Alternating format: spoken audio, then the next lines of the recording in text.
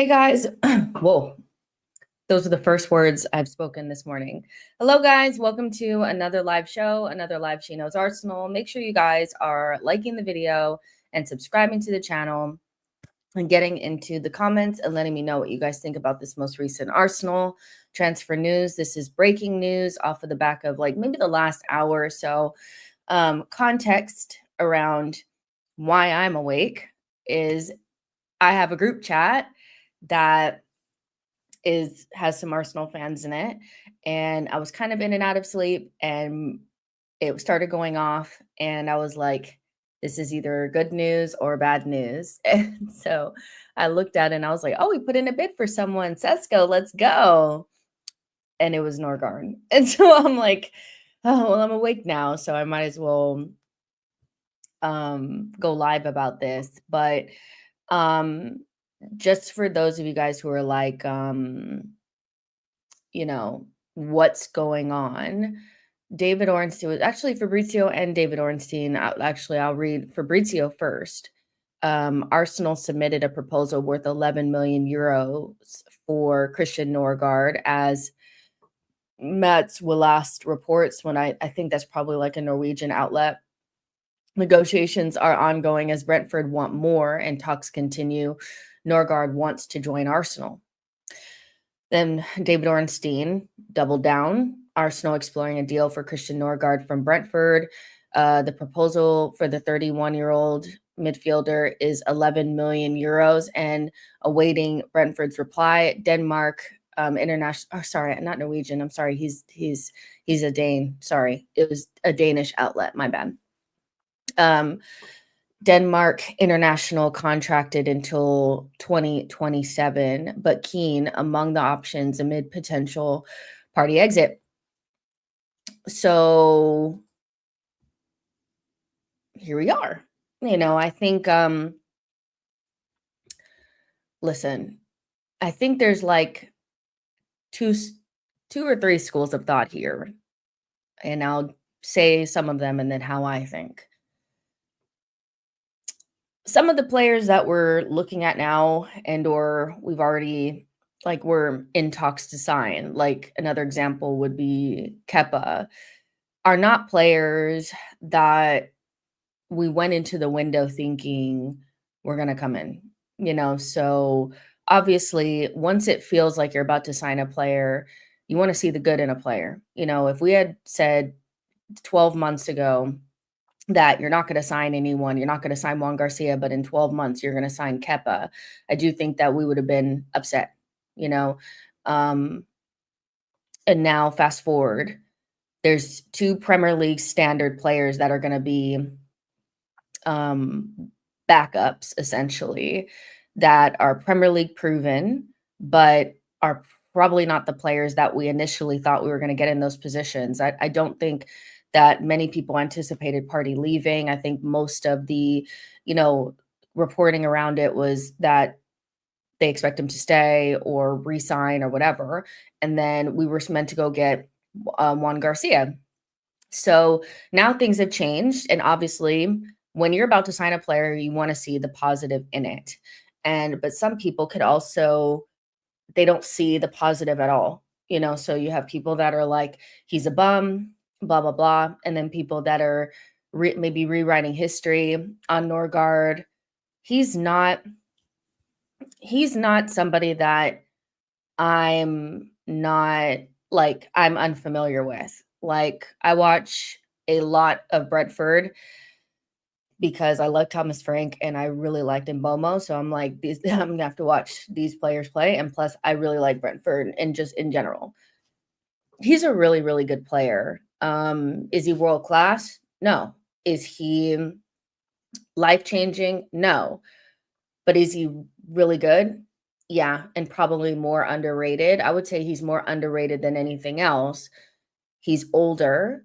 So I guess my question would be, if you were unsure whether or not you were going to re-sign Thomas, could we have not kept Georgie instead? I don't know. Maybe Georgie was like just desperate to go. That being said, it's a cheap deal for a backup player that's Premier League proven and pretty good. So I get that this is not going to get the juices flowing. It's another defensive signing. We pretty much all of the signings that we have made up into this point have been more defensively minded. Backup goalkeeper, Zubamendi and Norgaard. But I'm not going to pretend like I think the player is crap, but I'm also not going to sit here and say that I all of a sudden think that he's world class, because he's not. But the deal is cheap. And so that means that, depending on what Brentford come back for, because it's like £9 million. If we could keep that deal down, essentially you're keeping your powder dry for attacking signings. And to me, when these new things that are popping up, like, needing to go and find a backup goalkeeper because we were able to get Juan Garcia and Partey leaving, so now we need a backup DM.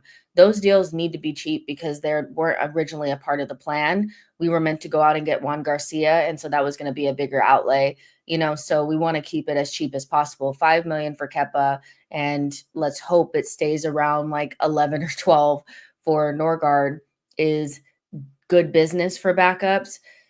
It's just not going to get the juices flowing. So I think what's more important is how this impacts, if you're going out there and you're putting in bids to Brentford for a player, Partey's probably gone. He's probably gone.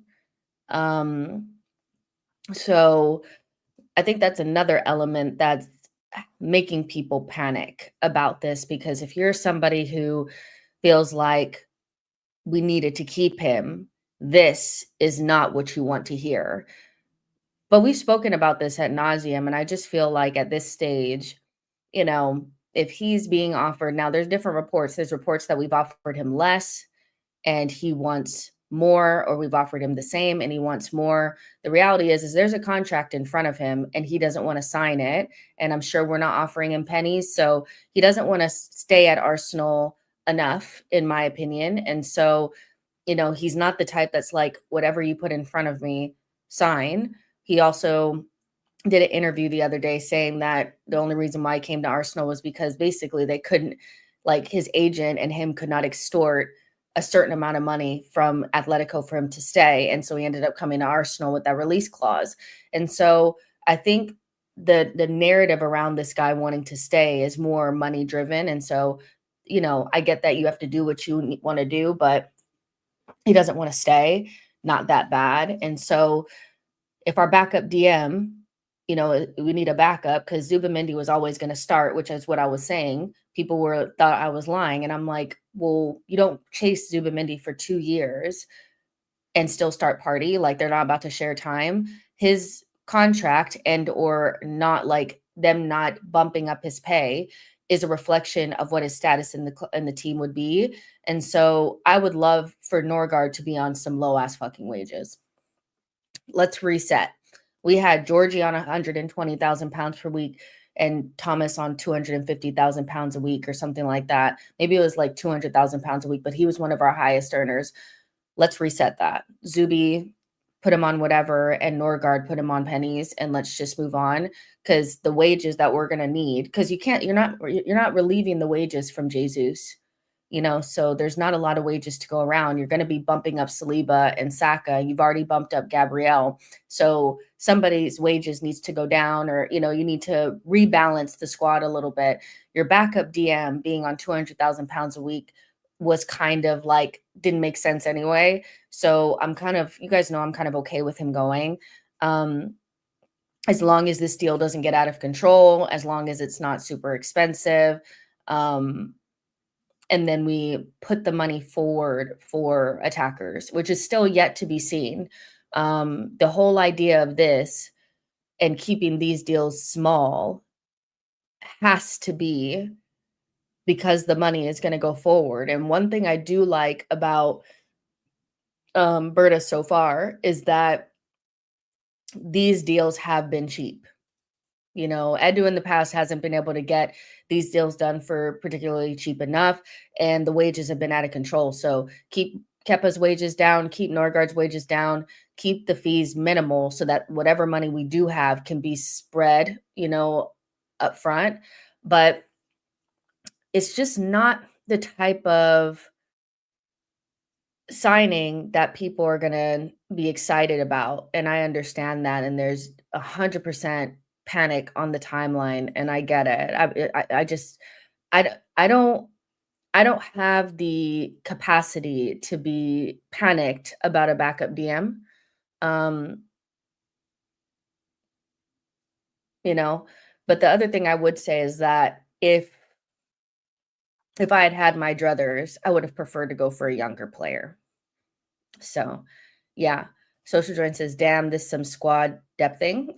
What a midfield it is. Norgaard, Odegaard, sideways, Marino. Europe must be trembling. Why are we not investing attack money in?" Well, I don't think that getting like you're gonna have to replace Thomas in some capacity. Um, you see what I'm saying? So you have to replace him in some capacity. So just because you're actually filling the squad with something that you need, like investing 5 million in Kepa doesn't mean we're not getting attackers or we're not going to invest in attackers. So, we just haven't gotten there yet. And those are going to be the bigger deals to get done. Let's see. Our club aren't serious about our transfers. It was the same last time. What a midfield. I read that one. Thank you, Cal's Corner, for your super chat. I really appreciate it. Cal's Corner says, if the club signed Kepa and Norgaard, they must have some really spicy striker and left wing lined up. Fans are already overreacting to the Partey exit. Listen, I'm not going to tell people how to feel. I think he is probably one of the most controversial and divisive players at the club right now. And so you're going to go from everywhere from complete disdain to, he's basically my Lord and Savior, so there's such a wide array of how people feel about this player. So I won't want to say that people are overreacting. I just think that when you sign a player from Brentford that's 31, even if you've never watched him before, you're going to just say he's crap. And as somebody that has watched him a lot, he is not. He is good, underrated. He's not somebody that cannot play with us. Like, he's one of Brentford's best players, an unsung hero, in my opinion. He's just not going to get the juices flowing. And I feel like there's a huge difference between a player that's not getting the juices flowing, meaning an attacking player, an exciting player, and crap, and I think we just go too far. But he wasn't on my Christmas list. He wasn't somebody that I'm going to say that I always wanted, and I think people get frustrated when they see a player that they don't rate. And then other Arsenal fans are saying, like, it's a good signing, blah, blah, blah. And then they're like, you never wanted him. And it's like, yeah, but I never knew he was a possibility. Like, we didn't go into the summer thinking we were going to get him. So it's just a very complex thing because you have a player that's very divisive and controversial that's potentially on the way out. And the player that you're bringing in is not a young, player that everybody's going after. We had been linked to Buadi. We'd been linked to Agume. And then we're going for the proven older player. It's like, I think people are like, it's Groundhog's Day again. And I don't really share that sentiment, but I understand this is a huge squad shift. This is somebody that's been in our team has been our starting DM for 5 seasons now. Now, whether he played most of those seasons, let's not get into it. But, he's somebody that's very highly regarded by a lot of the fan base. He was a big signing. So this is big for some people. Big for me? No. Big for them? Yeah. Very strange. Once his stats, we love veterans. So I thought I saved something. Hold on. Yeah. Okay. So what do you guys really care about when it comes to DMs? What has been the main gripe with maybe Declan and why people love Partey so much? It's the progressive passes, isn't it? right? So let's see if you guys can see that. Let me make it a little bit bigger. Let's see if I can make it even bigger. Yeah. Okay. So this is his progressive, like these are progressive passing DMs, Big Five European League midfielders, 900 minutes played, 40 rating and destroying. So destroying ability gets higher towards the right, and then progressive passes, distance and touch goes higher, right? And so essentially, like Zuby is right in that little pocket on the right hand side. You see Agume, you see Andre Santos, and then you see Norgaard right in that same area. So, um, not the highest in the destroying category, but definitely, um, well, pretty decently in the destroying category, and then on the higher end of the progressive passing.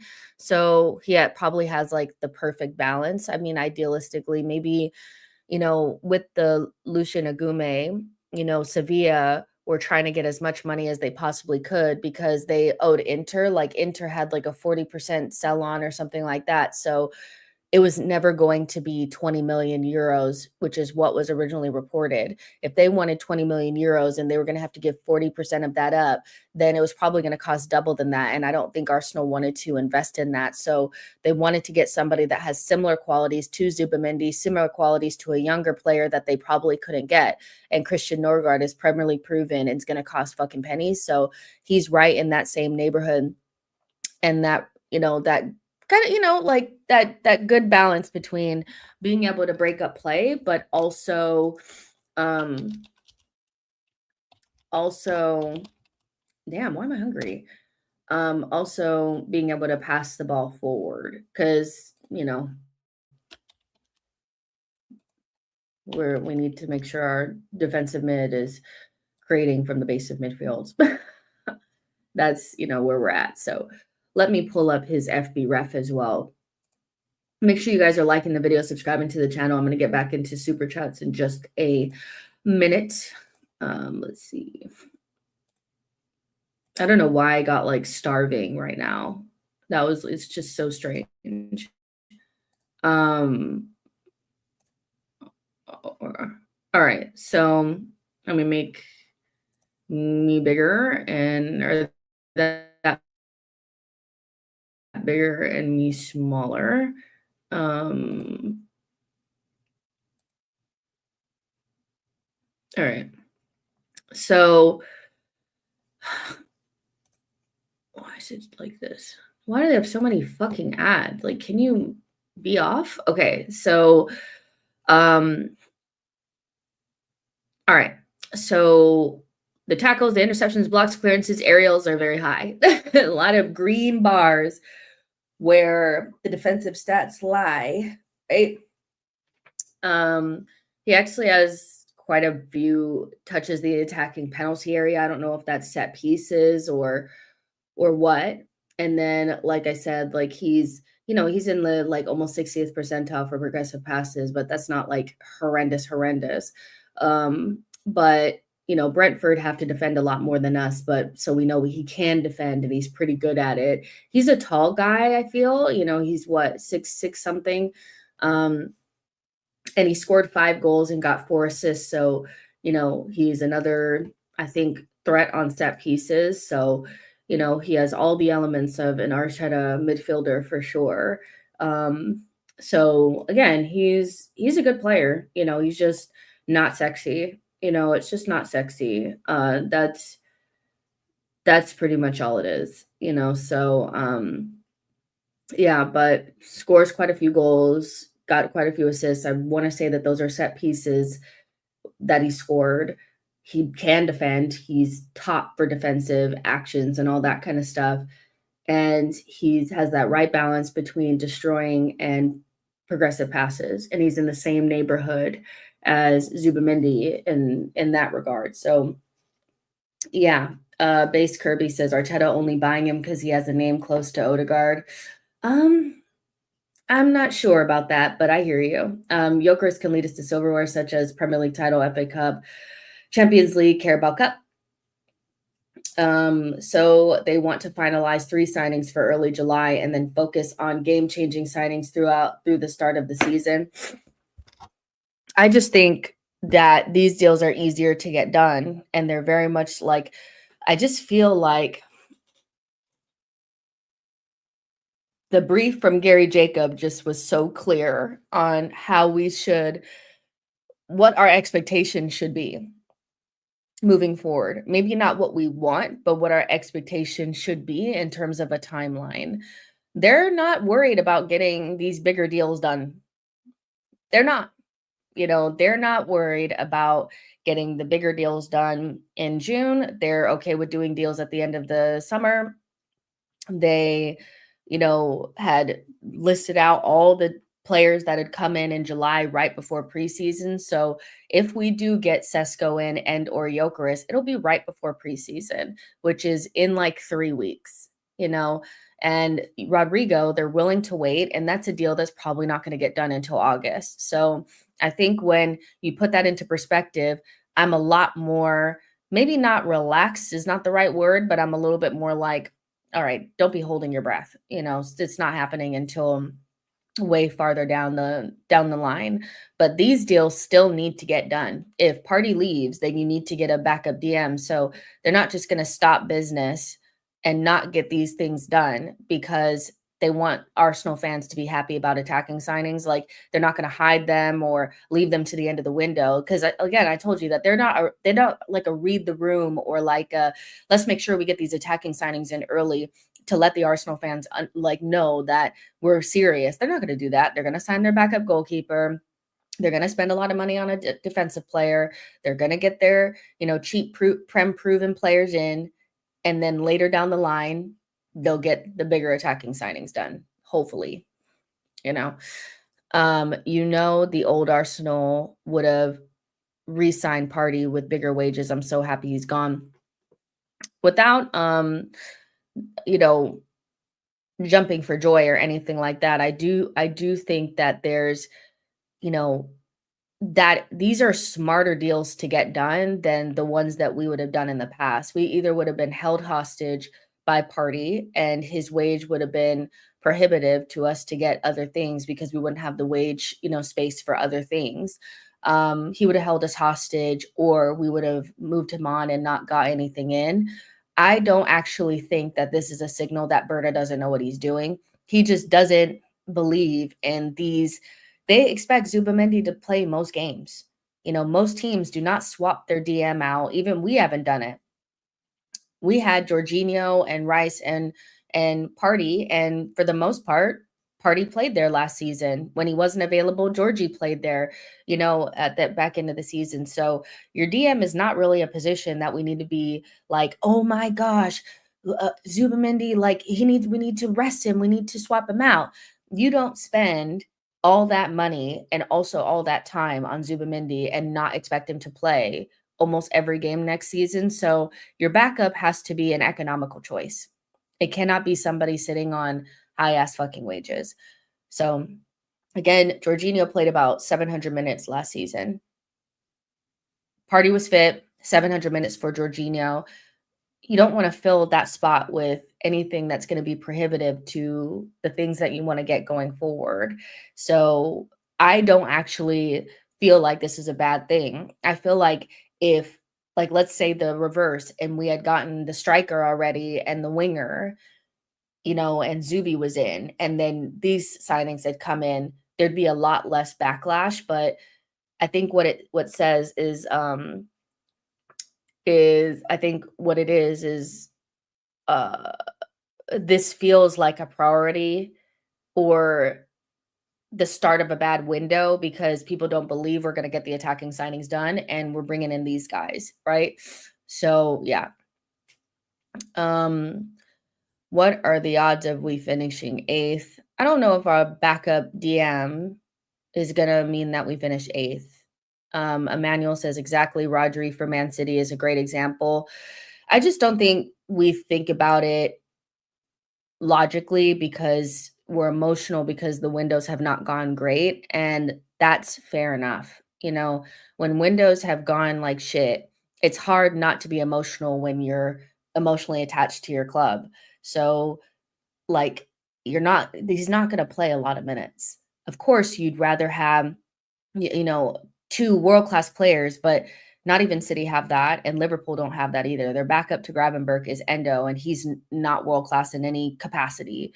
So this is not a position where we need to have. We had the best DM depth in Europe. People were saying that that was a great thing, the last 2 seasons, and it didn't win us shit. We weren't sitting there like, well, the fact that we could plug and play Jorginho and Rice and Partey, that just gave us the edge to everyone else because we didn't have attackers that could put the ball in the back of the net. Your backup DM is not, you want him to be a good player, whether it's a older guy that's been there and done that, or somebody that's younger that can grow into the position. But we're literally going to have one of the best sixes that you could get on the market starting every game for us. So I don't think it's that big of a deal, but I understand where the emotional kind of reactions are coming from. Michael, thank you so much for your super chat. Michael Lewinsky says, it's shrewd. Hope this means investing in attack heavy. Norgaard won't be here in 2 years. So from a squad building aspect, keeps open for MLS integration into mid.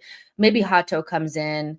I'm just happy TP is gone. So yeah, I mean, I kind of echo this sentiment in terms of like, it's just a shrewd signing. It's just a smart signing. It's not a get the juices flowing. It's not a bad signing by any stretch of the imagination. If you've actually watched him, you could never think that he was crap. I think most Arsenal fans don't watch anything outside of Arsenal. So no, and you're not required to. So you're not going to sit up on a Saturday and watch Brentford. I get that. But people that have watched him know that it's way out. Like he's not anywhere near being a shit player. He's just not going to get the juices flowing. He's not an attacking signing. He's a backup, so, we'll see kind of how it goes, World Boss says, good morning, Jess. Good morning to you as well. Don't forget, we still need to renew Saka, Saliba, Ethan. MLS is virtually done. I don't have a problem with Partey leaving. I just preferred a younger talent who had a higher ceiling to take his position. We are eventually going to need to replace Norgaard and spend money. Well, wouldn't it be better to spend that money way down the line? I think you're actually proving the point that this is a smart signing, because if we turned around and spent, 40 million on Agume, because again, Sevilla, the original fee being banded around was 20 million euros, but the complication around that deal was that Agume has, Inter have a 40 million or 40% sell-on clause on that deal. So Sevilla weren't going to make that much money on that deal. So it was never going to be 20 million euros.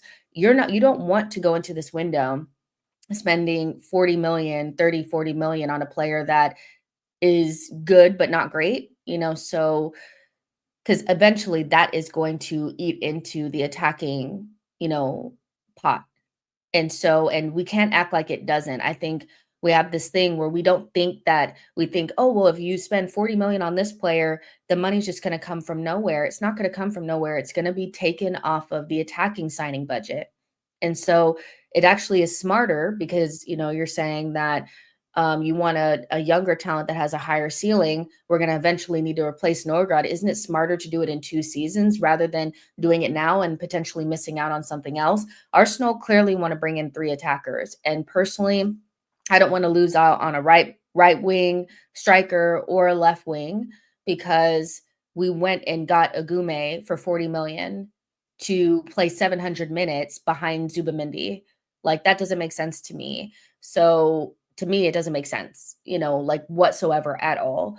And so I think people need to be a little bit more like, just, so what would be the knock-on effect of spending 40 million on a backup DM? It's not going to be that we're going to have that backup DM and we're still going to go get Rodrigo. We're going to still go get Gyökeres. We're going to still go get somebody on the right. It's going to be one of those things aren't going to get done. I don't want that, so let's just get the attacking players. Karthik says, do you really think we're aiming to get 3 attackers? Yeah, I do. We're looking at a striker, Rodrigo left wing, and then we're linked to Kudus, Madueke, and Bakayoko, all of which are right wingers. So yeah, I think we are going for Agree. Will we get them all? I don't know.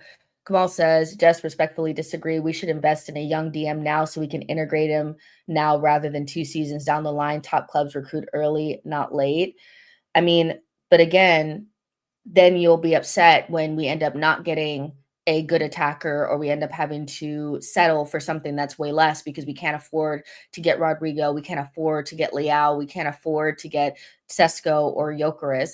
Again, it's not about that's the ideal scenario. You're talking about an ideal scenario if money were not an issue. But at Arsenal, money is always an issue. So how do you think investing in a younger DM that is going to cost 40 million or more? Like if you wanted to get Andre Santos, he's going to be expensive. Agume is not going to cost 20 million euros. Those reports came out today that Inter having that 40 million sell-on clause means that it's not going to cost 20 million. It's going to cost maybe 40. So the knock-on effect of that is more impactful to our season.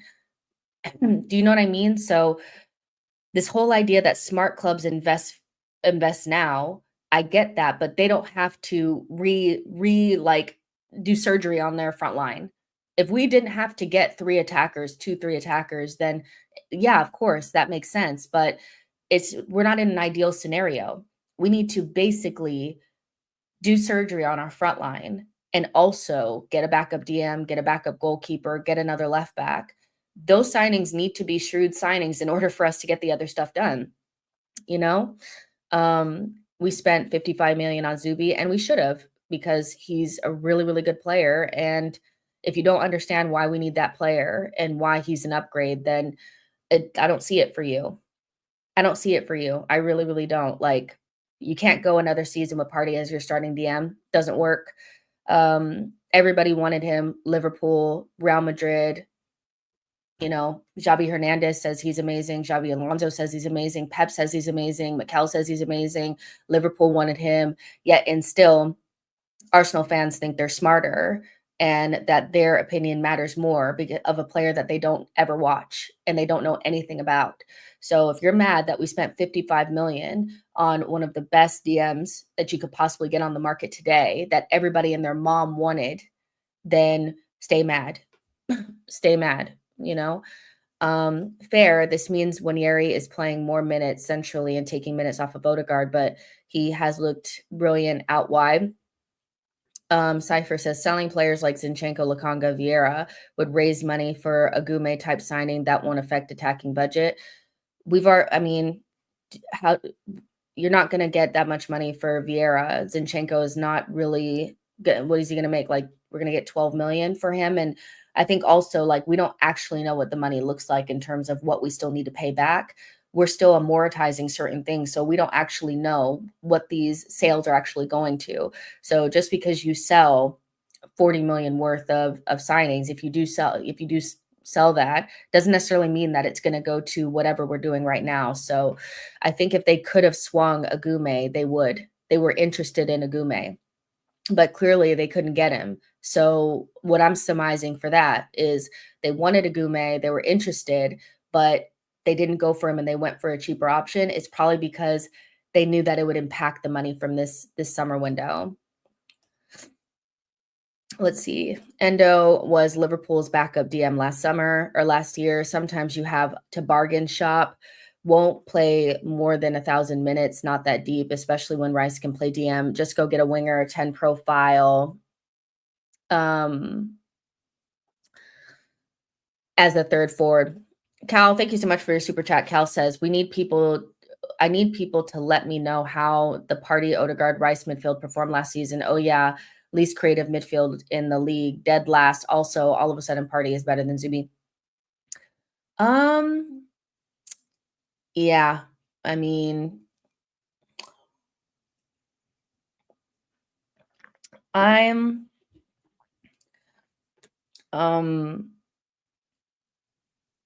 I think he's slightly become overrated at this stage. And there's like this real push to try to pretend like Zubi is some bum. And he's just not, so, and he was our best midfielder when Odegaard was playing terribly and Rice had a broken toe. So It's not hard to be better than both of those players last season. It's not like they were playing at their best. So I don't really get it. It's not my thing. It's not my hill to die on. He has a contract in front of him that he doesn't want to sign. So is that Arsenal's fault, or is that Partey's fault? Again, people are putting no responsibility on him at all whatsoever. It's not like they're not offering him a new deal. They are, with pretty much the same terms, and he wants more money. So, is it that the club is not doing what they need to do, or is it that he just doesn't give a fuck about us that much? You're sitting here having like these conniptions about a guy that doesn't even really want to play for Arsenal. He just wants a check. And so for me, it's like, what is this unnatural allegiance to losers? I don't get it, but that's just me. But that Partey, Odegaard, Rice midfield was like our best players in each position, but didn't work that well. So I'm hoping that Zubimendi ends up being more like a Jorginho, and we can go back to kind of the midfield balance that we had at the back end of not last season, but the season prior. If we could replicate that, then it would be a much better midfield. That midfield was so good. But this whole idea that Zubi is like some bum is just from either being ill-informed or, does not watch the player, or just wants something to bitch about. And I think Xabi Alonso and Liverpool probably know a lot more than some random person on the internet. I'm just going to be super honest about that. But thank you so much for your super chat. I agree with what you're saying. Abudi says, that's very stupid. How can you let Partey go who's 30 years and bring in someone that's 32? That's for sure.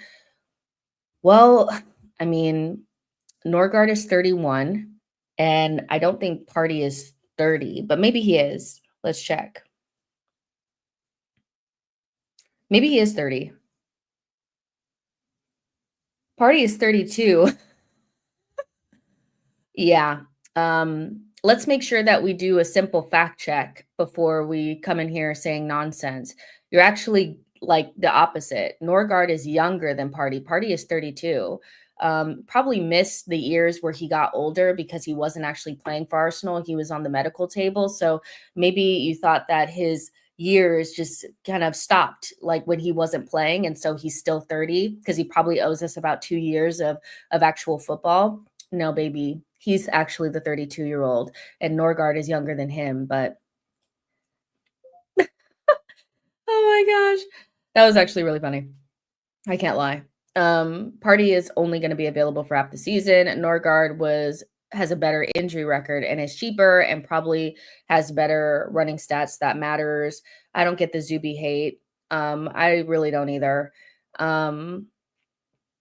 I'm Ghanaian, and Partey is older than 32. Partey is older. Our midfield is actually the 4th best in the league. Zubi got to prove himself. That's it. I get someone who can give.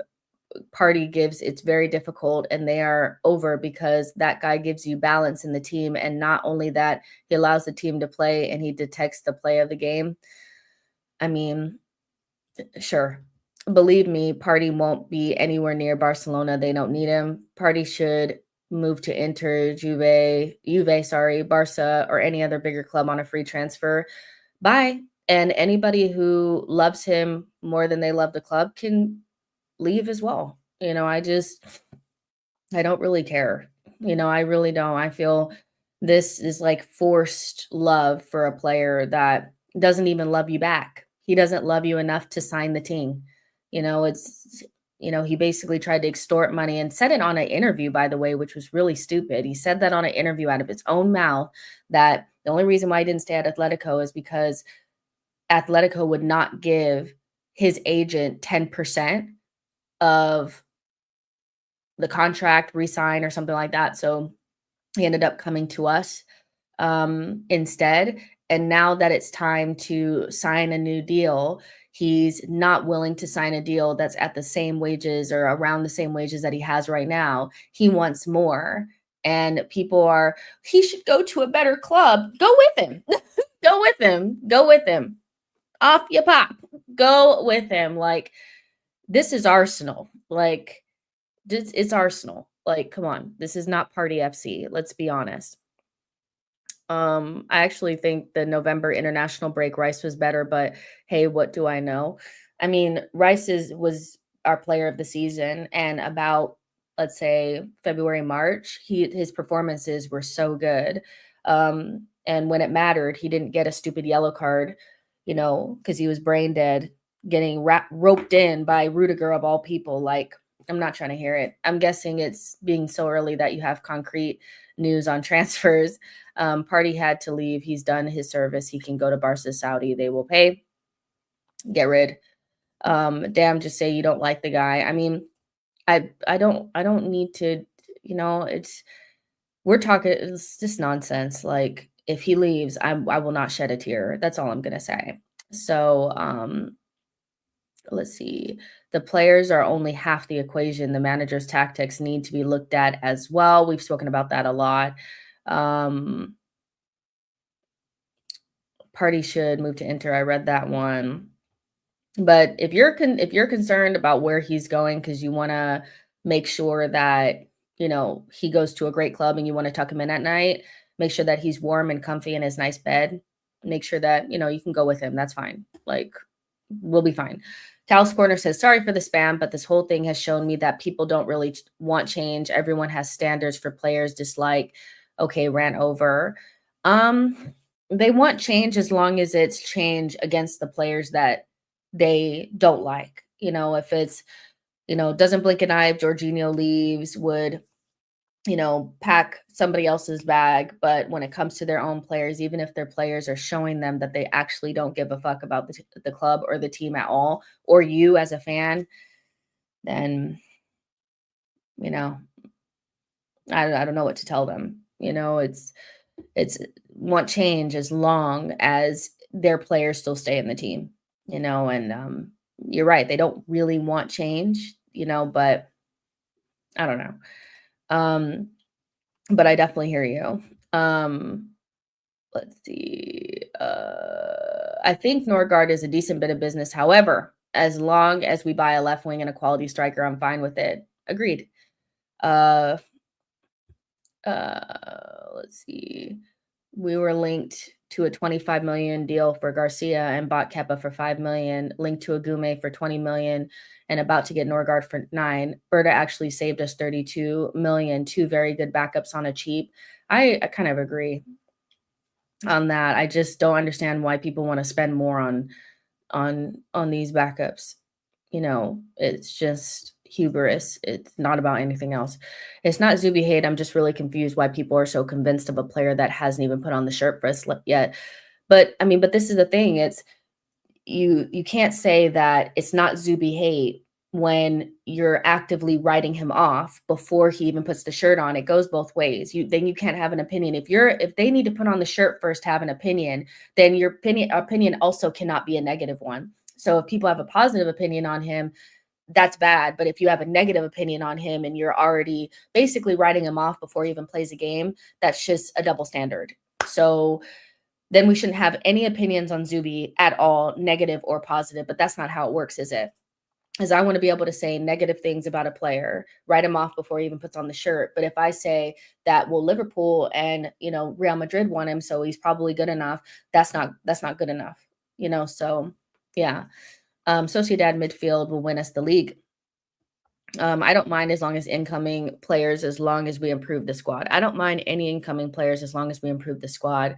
What is Norgaard's injury record? Let's take a look. Let's take a look-see.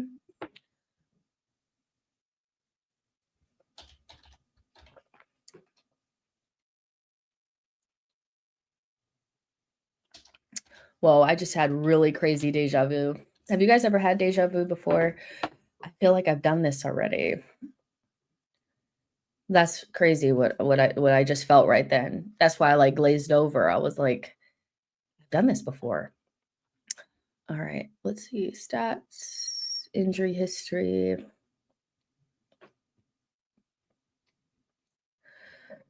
All right. So he had a head injury The 2 times that kept him out this past season was a head injury that kept him out for 3 games, and then an unknown injury that kept him out for 4. So he missed a total of 7 games this past season. He had the season prior, he had 2 injuries, a back injury that kept him out for 6 games, and then a foot injury that kept him out for 3. So he missed 9 games. And then, like, if you want to go back to 2022, like, he missed quite a few games through a ankle injury, like a bad one. It looks like a really bad one that kept him out for almost the entire season, but that was in 2020. And before that, he wasn't even at Brentford. So this last season, he was out for 7 games. One of those was a head injury. So it's not like a muscle. I don't see any muscle injuries at all. All I really see is, you know, like ankle injury, foot injury, back injury, head injury, so that's not bad at all. He can probably get up to the 700 minutes that's needed. It also gives me hope that we're going big for a striker and left wing, whoever they are. I mean, if we had spent 40 million on a backup, DM, then I would be instantly concerned about what the money is going to look like for everything else. We really do need to keep the powder dry if we're going to go get 2 or 3 attackers. Like, we really can't be spending that amount of money on no fucking backup DM. Paul says Arsenal is such a mess. Why are you fans covering this up? What's being covered up exactly, Paul? What's being covered up? Explain.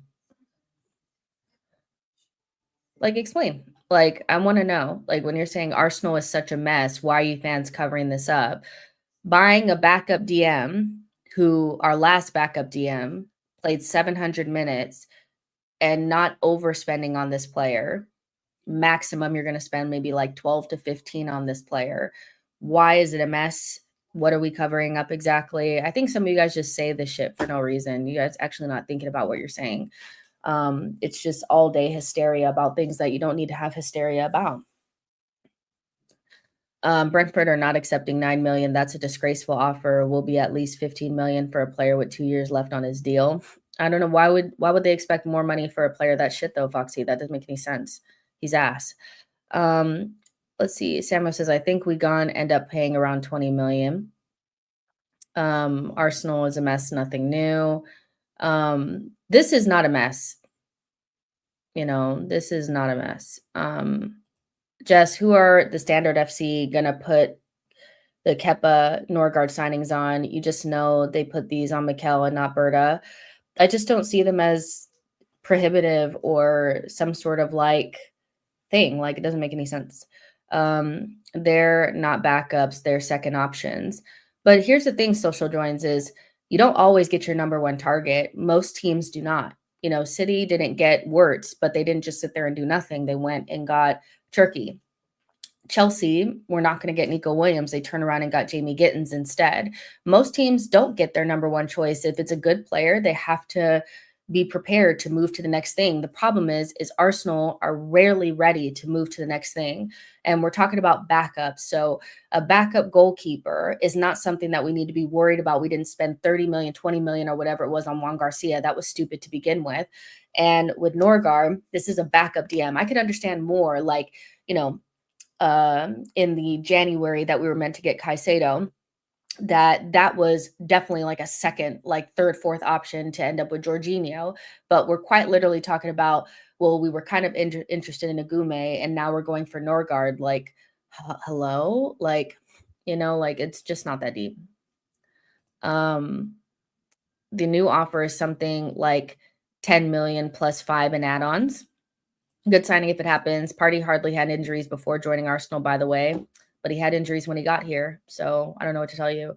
It's a downgrade. Christian Norgaard, is this what we've come to? Yeah, as a backup. Foxy says Brentford get relegated without Norgaard.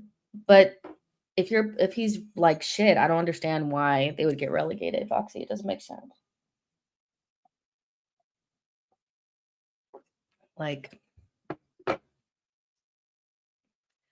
Social joins. No, I don't like the words back. Okay, I get what you're saying. I don't like the words backup. Scott Carson is a backup. These guys are squatties. Just like the second DM option. I swear some people think there's some FIFA infinite money glitch. We'll probably get Norgaard for something like 12 million. Does this improve us if Rice or Zubimendi get injured? I mean, we don't have anybody to step in for Timber or White, if they get injured. Catastrophizing everything by saying, yeah, but if so and so and so and so get injured, what's there? You could do that with every single position. Oh my gosh, what happens if Miles Lewis-Skelly and Calafiori get injured? What happens if White and Timber get injured? What happens if Kepa and Raya get injured? What happens if Havertz and whoever the fuck gets injured? What happens if Odegaard and Wanyeri gets injured? The reality is whatever is behind those players is probably not what you want. But the difference between those positions that I just said and Rice and Zubimendi is that you'll have no grown, so catastrophizing everything is just insane. So yeah, I don't really get it. It's what if these both players get injured? They're probably not going to get injured at the same time. I'm pretty sure your leader, Lee Gunner, would like the signing if he's not drunk. So relax and stop overdoing it more than your leader mentor. I know you're not talking to me. So I know you're talking to somebody else. There's no way you're talking to me. Like, no way. That's what literally happened last year. Got to prepare for the worst. I mean, we had double injuries in the front, but not in the back. We had both injuries to Jesus. Saka was out, but there's no backup for him. And there was at no point last season where both Rice and Partey were injured. There was no point in which Odegaard and Ethan were both injured. There was no point where Marino and Rice were injured. It was essentially just the front line. So yeah, no. Berta knows his job, so we should just leave him alone. But again, if your example is last season, you can do that for any position. Well, if so-and-so and so-and-so gets injured, then what? Well, then we're just going to have to fucking deal. Like, I don't know what to say. We literally don't have a third player for any position outside of like left center mid. If Rice gets injured, then Marino's there. If Marino gets injured, then Kai's there. If Kai's not there, then most positions after you get past the second person, there's air there. There's literally air. There's nothing. So I don't know what to tell y'all. Let's see. Top Arsenal bin says, winning the league will depend on being more creative, a better attacking line. Zubi and Odi need to ball out. The probability we have as bad, let alone worse injury luck next season is quite low. But also there's no reason to buy 50 DMs or to overspend at the DM position because you're afraid that somebody's going to get injured. Injuries are normal in the season and you have to adapt. And if you have two good players in each position, you're probably in a good space. Especially when we know your 6 is probably going to play most minutes. So your center back pairing and your DM is probably going to play the most consistently. So I don't really understand it. We know that the DM position is not one that we need infinite depth in. We don't. So, and if it gets down to it and both we have super bad super bad injury luck and both, Zubi and Rice get injured and we just have to play Norgaard, I don't think we'll fucking choke. I think we'll be okay. Should have bought Morgan Rogers and rotate Zubi and Rice at the 6. Olu, apart from Zubimendi, who else do you think we need? You guys are talking to each other. We spend 50 million on Zubimendi. Do you want the club to spend another 50 on another defensive midfielder? Let's shout and protest if we don't get forward players. But inspired, you're thinking critically and logically. If you spend 40 to 50 million on a backup DM, then it's going to impact your attacking signings. And I feel like if it wasn't going to impact the the attacking signings, then we would sign a more expensive player, but we're not going to. So they just think it's like infinite money. And because Partey is leaving and people highly rate him for some reason, they feel like anybody that's not him is going to be so shit, and it's just like, do you know how many teams do not have Thomas Partey in their team and they thrive and they're better than us? Like, it's fine. Liverpool don't have Partey in their team. PSG don't have Partey in their team. None of these teams have Partey in their team and they're just fine. Like, he's not the end all be all, That's all I'm saying. Arsenal's interested in Brentford midfielder Christian Norgaard, exploring a fee around 10 million plus 5 in add-ons linked to Thomas Partey's potential exit. Norgaard, not a long-term target, but Partey's situation has prompted interest in experienced midfielder. And this also, Arteta also tends to lean on experience. I know that, we've gone young. We've gone young in some circumstances, but Arteta tends to lean towards experience. He got Jorginho, and he leaned on Jorginho. He liked Partey. He wanted Partey to stay. So I think he wants his backup DM to be somebody that's a little bit more seasoned, and then maybe that's going to give MLS time. That's what I would do, is allow MLS to take those 2 years to get used to playing in midfield and not rush him in. That's what I would prefer. I don't feel like we actually need to go spend 40 million when you have MLS in your team. If you're going to go buy Hato, then you've already essentially replaced MLS anyway. So at left back, let's use him in midfield in his natural position. I would love that. Eisen Khan says, sources close to the club suggest that Sporting Lisbon's keenness to offload Gyökeres has become clearer by the day and arguably weakened their hand. Internally, there was already reservations over the 27-year-old because Portugal's league is totally different proposition to the Premier League, even though he scored 39 goals last season. I'm just going to be so real. Just go get whoever and cut the shit. This whole weakening our hand and all that it's getting long. I'm not trying to hear all that. Mikel Arteta wants a striker in before the preseason tour of Singapore and Hong Kong, which they fly out on July 19th. So time's a ticking, Berta. It's time to get it. Let's go. Let's get it done. Like, you're not going to get Gyökeres. I know you're not. So figure out what RB Leipzig wants and come to the middle, He has Sambi PTSD, and so do I.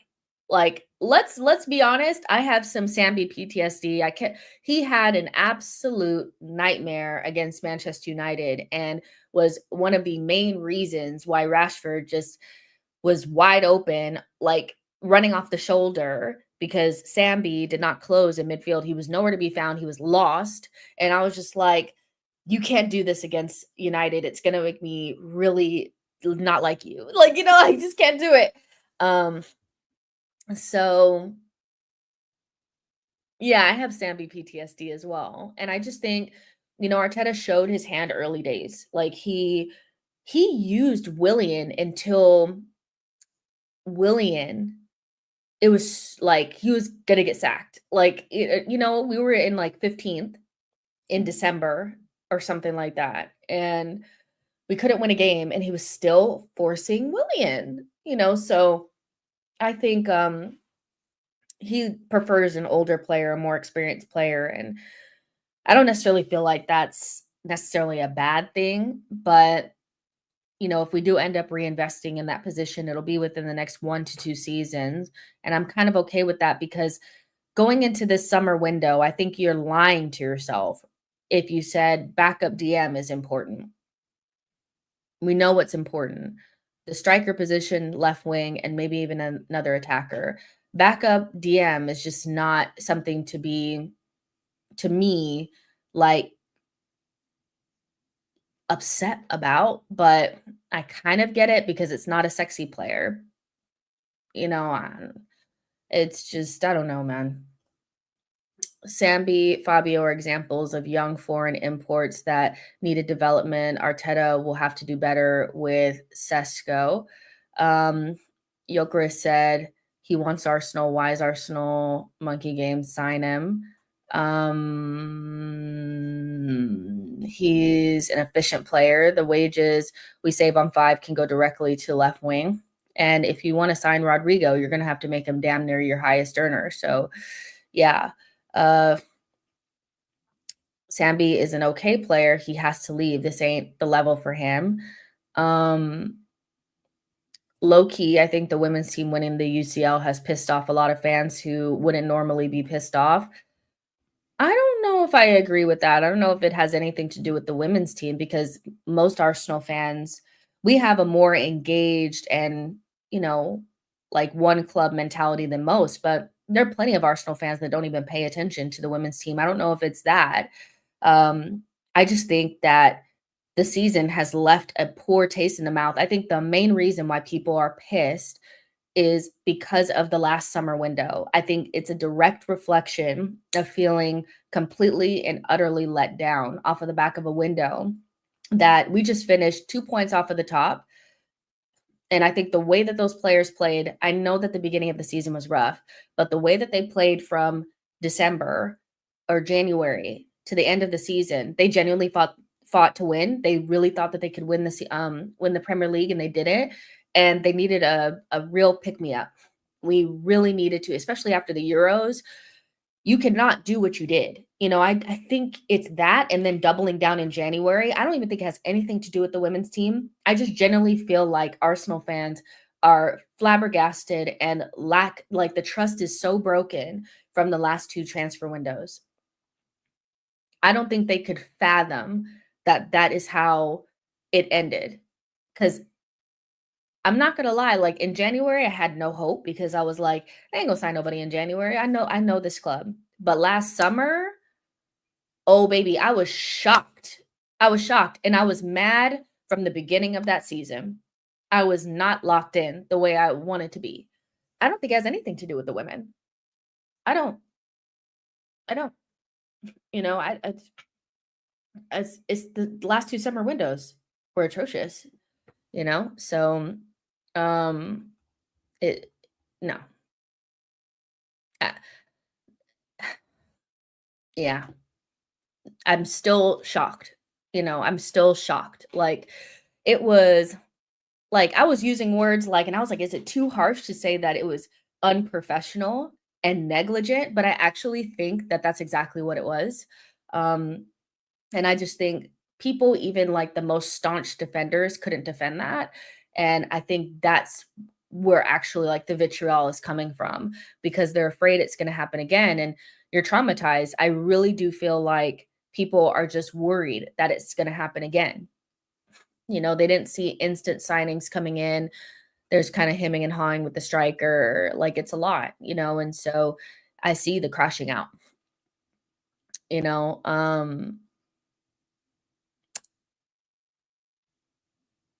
Yeah. And then also you're getting linked to guys like Madueke. Like, now that would send my head through the fucking roof, you know, through the roof. Losing Partey, arguably best DM in the Prem, to sign 31-year-old Norgaard is a joke. Let me ask you a question. If he's arguably the best DM in the league, why didn't anybody vote him into player of the season? The fans, the media, or anyone? Like, I mean, I don't know. Nobody ever discusses him as the best DM in the Prem, and I think, Gravenberch was far and clear the best, and then maybe like Caicedo was second. I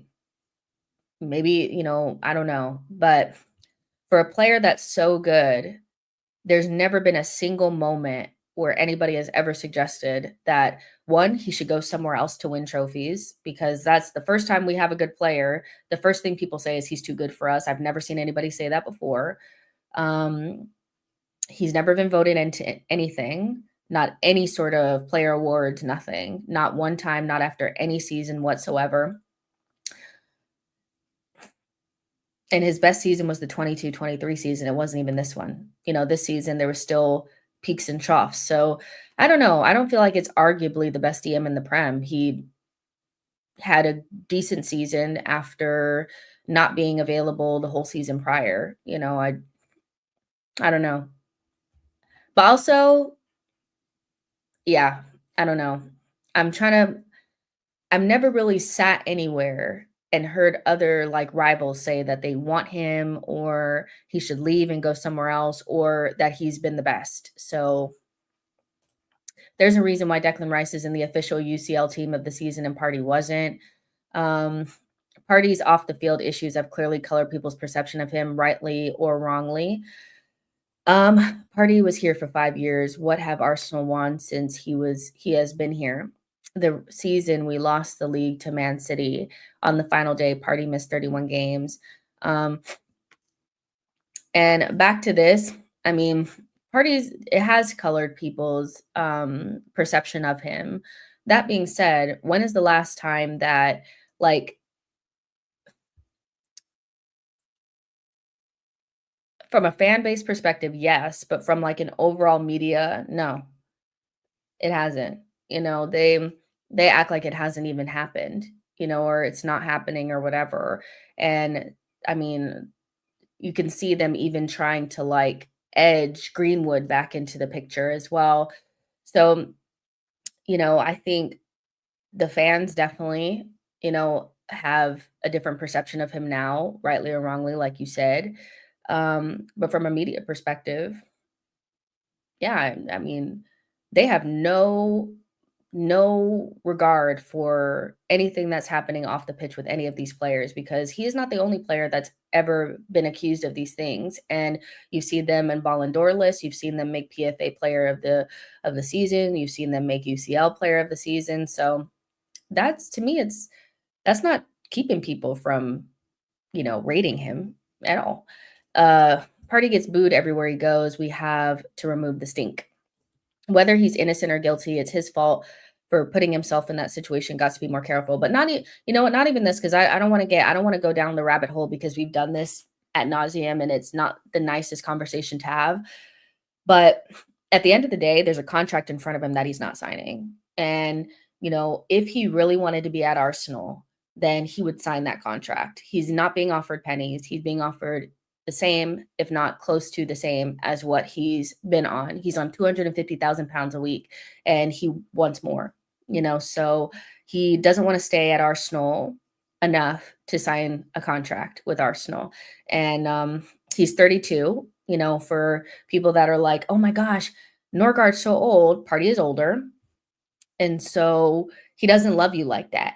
So the staunch defense of him just reeks. And so if he wanted to be if he wanted to be here, he would sign the contract. He doesn't, he wants to wring us dry. Yeah. And I'm okay with him going if he doesn't want to be here. Also, bun Partey if it means MLS gets games at DM. I'd rather have MLS progress than keep Partey. Exactly, Jess. Thank you. Man could just sign the damn contract. People acting like Arsenal are kicking him out. They want him to stay. I think there's no regard for him having a contract in front of him. They're acting like they haven't offered him a new contract. They haven't been negotiating. They have been. So it's not just like they're kicking him to the curb. And I don't think you guys can actually justify wanting, like, you don't actually feel like Arsenal should be paying him more. Like, come on. It just be honest for 1 second.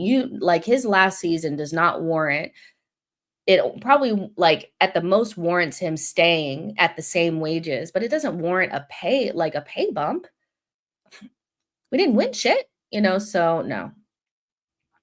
We haven't learned anything from last season. The squad needed depth and most especially quality. With Partey leaving, we are short of quality. Zubi can't do it alone. I mean, I don't know what to tell y'all. Jorginho played 700 minutes last season. Like, Partey pretty much played on his own, outside of 700 minutes. So it's really not that deep. It's not about depth. Our problem is not about depth in midfield and depth in the defense. we need some rebalancing back there. But our major issue is that we don't have the type of attack that can compensate for any sort of dip and or complication in any other position. That's our main issue. If we had good attackers, we would not be talking about backup DMs. Let's just be honest. If we had good attackers, we wouldn't be catastrophizing. What if White and Timber get injured next season? We need more quality in attack. We do. We don't actually have that big of a problem in midfield outside of rebalancing some things. I could see needing like a left-sided number 10. To me, that makes sense, because we don't have that profile. But a backup DM is not the key to us winning anything. Like, it's just not. Both Rice, Partey, and Jorginho all played DM last season. But you know what our biggest problem was that when we got the openings, we didn't put the ball in the back of the net. So, nah.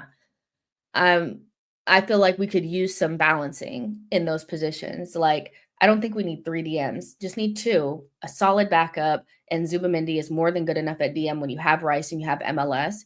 You could actually rebalance, and instead of having a third DM like we have had, just have like a more attacking left center mid. Instead of potentially having 3 left wings next season, why don't we get rid of one and bring in a right wing, so then you have 2 right wings and 2 left wings instead of just having an abundance of left wings. Instead of having Kivior and Calafiori and MLS and then buying a left back, get rid of Kivior and replace him with a right-sided center back so that we have balance on the other side. Like, it's more about a balance issue. But this whole idea that like backup DM is the key to anything is just not. We quite literally cannot compensate for any sort of discretion behind the attacking line because they need to be perfect. You need your best midfield and your best back line to make sure that we can compensate for a shit attack because they don't score. So it's just, it's wild. Norgaard is a solid option off the bench, rarely injured, prem proven. We need a change, including a new manager and a new board. Norgaard is a solid option. I read that. Get me a young midfielder with legs that can dribble. Norgaard is a tall and slow, and it's the same old. So you want a young midfielder with legs that can dribble at the DM position. Okay, cool. Like, I don't know. Fair enough. And if you want somebody with legs, then you definitely want Partey gone, right? Because his legs are gone. People acting like Norgaard is Partey's replacement. He would be Jorginho's replacement. Why are people worried? We need attackers. I don't know.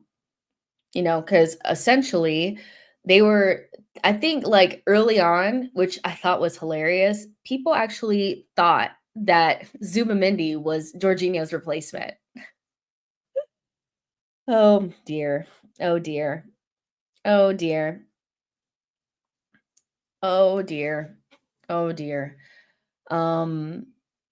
It was just, I'm like, you guys are in for a rude awakening if you think Zubimendi's coming in to replace Jorginho. Like, he's not. He was coming in to replace Partey, and Partey was going to replace Jorginho. And he didn't want to sign the contract, or he still doesn't want to. And so now we're replacing Jorginho with Norgaard, and people are choking over it. When that report came out that Zubimendi was the replacement for Partey, I was like, why does this even need to be explained?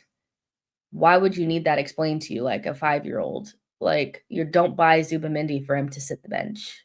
All this, he needs time to adapt. So he's not going to need time to adapt. He may need a little bit of acclimation, but he doesn't need his food chewed up for him like a baby bird. He played in a European final. He plays in a top 5 league. Like, he's 26 years old. He doesn't need a binky. Like, he's going to be fine. Like, it's just a rude awakening for some people. I don't get it. It is interesting to see how we keep taking players and coaches off of Brentford. Arsenal clearly like Brentford. The same Zubi that came on for Rodri in the Euros and played better than him. No chance Brentford are just getting rid of their captain for 10 million. What are we doing? Lucian Agume, that's who we're going to sign next. Probably not. Jess rating Caicedo over Partey of the back end of last season. It's just so disingenuous for me. You used to like Partey. 360 turn is shocking. Not necessarily, because if you remember after the 2022-2023 season, I said to sell him after that season.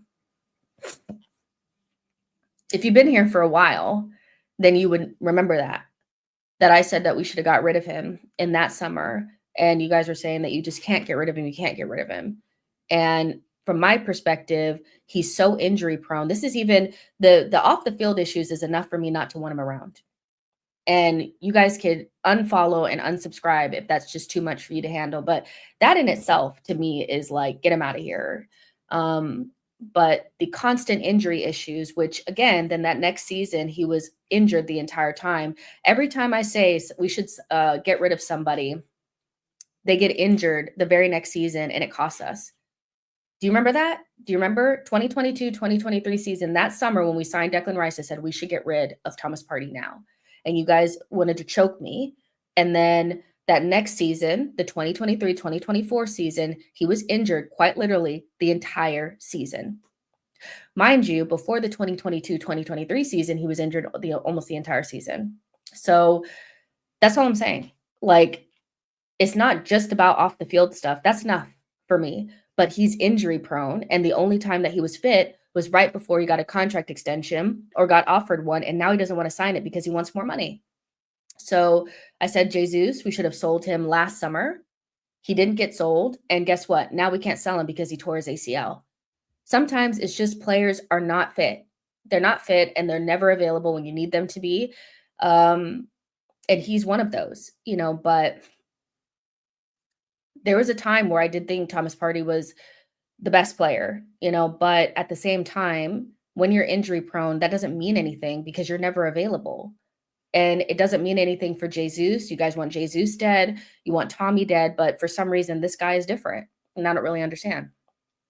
So get me Jokeris and I'll forgive them. They signed Norgaard. Let's see. Was Partey pretending to be injured? Then just does it matter? He, at the very least, you have to question why right before he's negotiating for his contract, he's fit the entire season. So even if take that out, if you think that it's just circumstance, he's still injury prone and he's still not somebody that needs to be given a contract with more money at 32. You guys would never want that for anybody, but for this guy, it's different. He was injured for multiple seasons. He hasn't played a full season more than twice, and he's been here for 5 years, so the only reason why I actually don't understand what the difference is with this player and everybody else, but when you're injury prone, you're injury prone. So I don't know. And if he can stay fit, then why didn't he stay fit the other seasons? I don't get it. So Norgaard over Partey is 100% better deal. Partey should be gone. Without Partey, Arsenal won't even make top 4. Get that straight. Okay. Dama, let's use just very basic analysis here. We did make top 4 and finish 2 points off of the actual Premier League title without him 2 seasons ago. The 2023-2024 season, he didn't play any games. He played 2 or 3 games at the beginning of the season at right back, got injured. And then the entire season after that, we played without him and we finished second. And we actually were better that season than we were last season. So we're not going to make top 4. Come on. What is it about this guy? I don't get it. It's very strange. I get the whole, if you think he's a really, really good player, I get that. But let's not be disingenuous here. Football Terrace misses you. You had that manhunt smash. I don't know who that is. Michael said you would think Partey is the second coming of Xavi. Bro, his contract run out, his time's over, needs to leave. But he's also been offered a new deal. And again, there's no regard for him just not signing the new deal. People are actually thinking that he has justified a pay bump. And it's just wild to me. He hasn't been shoved to the door. Like, they've been trying to get him to resign. So if he really wanted to resign and wanted to stay at Arsenal and loved you as much as you love him, he would just sign the deal. He would sign it. He would sign it, but he doesn't want to. So what are we gonna do from there? I want Partey gone just because the cult members, this is bizarre as hell. His contract ran out and didn't get renewed. It's over. But he did get renewed. That's the difference, social joins. He's been offered a new deal. So I agree with everything that you're saying, but he has been offered something, it doesn't make sense to me. Norgaard over Partey may not be great at the moment, but I feel time has come for a bitter pill refresh. I mean, essentially, you're replacing 32-year-old Partey with Zubamendi. That's as much as people are pretending like Zubimendi's some bum. He's just not. So, I don't really see the uproar there. And Norgaard instead of Jorginho is pretty much the same. So yeah. Yeah.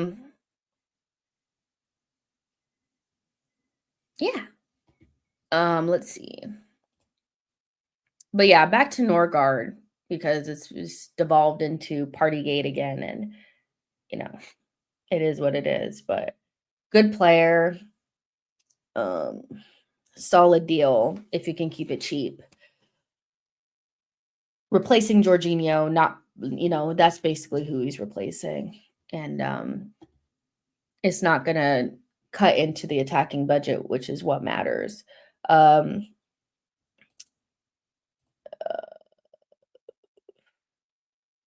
Let's see. I actually wanted Partey gone until I realized we were planning to replace him with Norgaard. Yikes, this club. We're not replacing Partey is replaced by Zubamendi. So Norgaard's technically replacing Jorginho. So make of that what you will. But Partey again has been offered a contract. So if he wanted to stay, he would. So he doesn't. Partey did come back at the back end of 23-24. He missed damn near the entire season. So like being pedantic or, it's like he missed the entire season, last season, essentially the season prior. So, what if Zuby doesn't work out? What if anything doesn't work out? I don't know what to tell you. It's just catastrophizing. What if Zubamendi doesn't work out? Well, then it doesn't work out.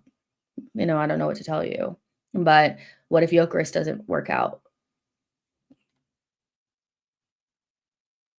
What if Gyökeres doesn't work out? It's like I genuinely feel like people are catastrophizing Zubamendi and catastrophizing everything off of the back of a player that if he wanted to stay, he would. So, yeah. But I have a hard time believing that Zubamendi is going to fail. It's not the type of signing that falls, doesn't do well, in my opinion. But the only signings that I know for sure have flopped for us were like Willian,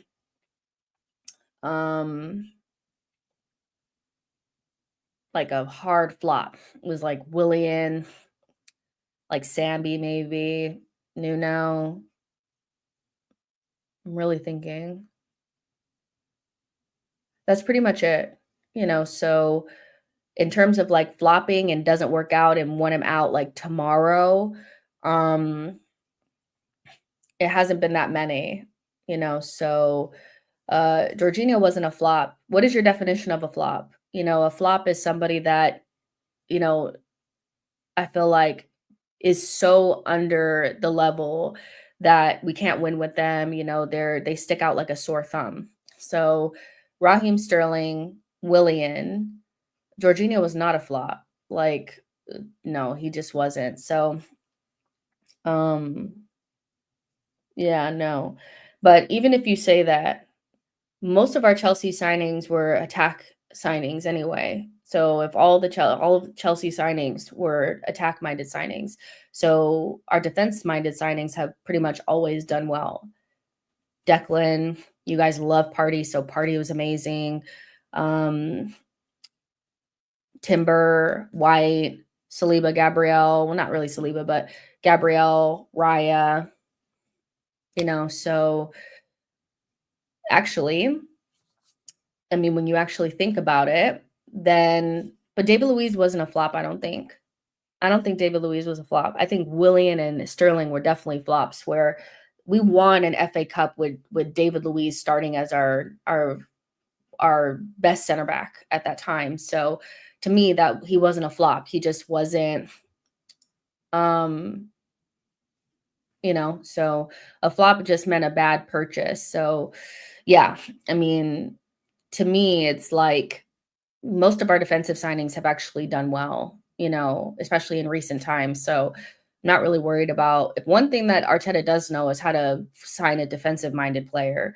Our attack signings haven't been that great, but we also haven't made that many, so yeah. He wasn't a flop. He was just washed. I was a big fan of David Luiz, not loan players, actual signings. I mean, I think the catastrophizing over Zubamendi is disingenuous. It's all based around this one player. If you can anticipate catastrophic scenarios, you can anticipate success as well. Please, people, do that exercise. No player is irreplaceable, especially at DM. Yeah, I just think, if Zubamendi flops, I'd be very, very surprised, but it is what it is. With the nightmare fixtures we have at the start of the season with new faces in the midfield, people are going to appreciate Partey when he is no longer there, and it's going to be so funny. Okay. Or, I mean, if you love him so much and all you care about is him, you don't really care about the team as much, then wherever he goes, you can go with him. Like, I feel like it's gonna get nasty next season for no reason. People are gonna be praying that Zubamendi does bad, and it's gonna be Raya all over again, Raya and Ramsdale all over again. And we saw how that ended up. I still think Jorginho wasn't used enough, and should have come on at Anfield along with KT for Zinni. That was the league right there. J20, Luiz, maybe Kai, only non-flops from Chelsea. I thought they would do better this summer and not penny pinch this round, since we spent absolutely nothing in January and didn't do that much in the summer. The money aspect is a cop out for the club. I don't know if I don't know if the money issue is a cop out. I feel like every club has a budget, and we're not owned by a nation state. So any normal club outside of City and PSG have parameters in which they need to work around. And so there are going to be some positions that we need to be a little bit more shrewd in. And I just feel like that's a normal thing. I feel like we're being a little bit like, well, we didn't spend anything, so there should be no budget. I expect the budget to be big enough for us to get what we need to get. But now we have some unforeseen situations, like they expected Thomas Partey to stay and now he's not. So with an unforeseen circumstance, you don't want to have to overspend in order to correct that, because it will pinch into whatever budget you have for attacks. Like, I don't want to hear about budgetary restrictions for a left wing or a striker, or even maybe a right wing. But where I understand there being budgetary restrictions is for a backup DM, So I think we have to be honest here. Like, there's always going to be a budget. It shouldn't be a small budget, and there's always going to be restrictions, but we know what we needed to get this summer window. We did not go into it thinking a backup DM was important. So all of a sudden, chucking 40 million at it just for the sake of it, like, it's just not going to happen. Like, we need to make sure it's cheap. Let's see. Jess, you dislike Partey due to off the field rumors, not facts. I mean, my facts are that he's injury prone, and any player that's injury prone needs to go. And, it's like, you guys just throw away off the field rumors. Like, it's not really rumors, So listen, I feel good about where I stand on it. I can sleep at night. So it is what it is. One camp saying Sesko is Arsenal bound, the other insists it's going to be Gyökeres. Too much nonsense. Just get that done. let's see. Um, let's see. Yeah, I'm seeing panic, but also some positivity on the Norgaard thing. He's already agreed personal terms. Um, let's see.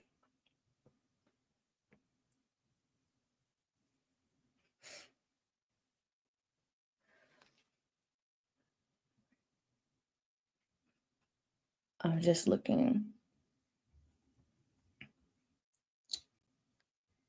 Yeah. I'm just looking to see what people are saying if I missed anything. I cannot wait for this era to be over so we don't ever have to talk about this again. It's just it's just so dark for the club. It's dark at this stage. I can't wait. Social Join says you don't get two Rodris with one on the bench. Why do you think we would have that? It's not a thing in football. But so they're not thinking social joins. It's more about it's not even about I don't even think they truly believe that we need two world-class DMs. They just don't want one to leave in particular. So, catastrophizing Zuby, saying he's shit, whatever, whatever, pretending he doesn't have a contract on the table that he's actively not signing. Like, it's not like I don't think any Arsenal fan truly believes that we need two world-class DMs sitting there. I don't think so, Makram, thank you so much for your super chat. Says Odegaard and Norgaard will guard the Emirates. I mean, that's cute. I like what you did there. Arteta want Arsenal to become a full Netflix movie, which is going to be wait for the next episode. Your backup DM is not going to be the difference, really. You just need to make sure you have one. With how much of a goody two shoes Arteta is, do you think we would keep Partey around if that was true? Well, as long as I don't even really want to get into this. Arteta being a goody two shoes. First of all, you don't know him at all, so you don't know how he is in his personal life because what you're suggesting is that he is looking at stuff and he's making those decisions based on what his moral compass would say. We don't know what Arteta's moral compass is because we don't know him from Tom. We think we know Mikel, but we don't. Mikel could be whatever, so um but just all in all,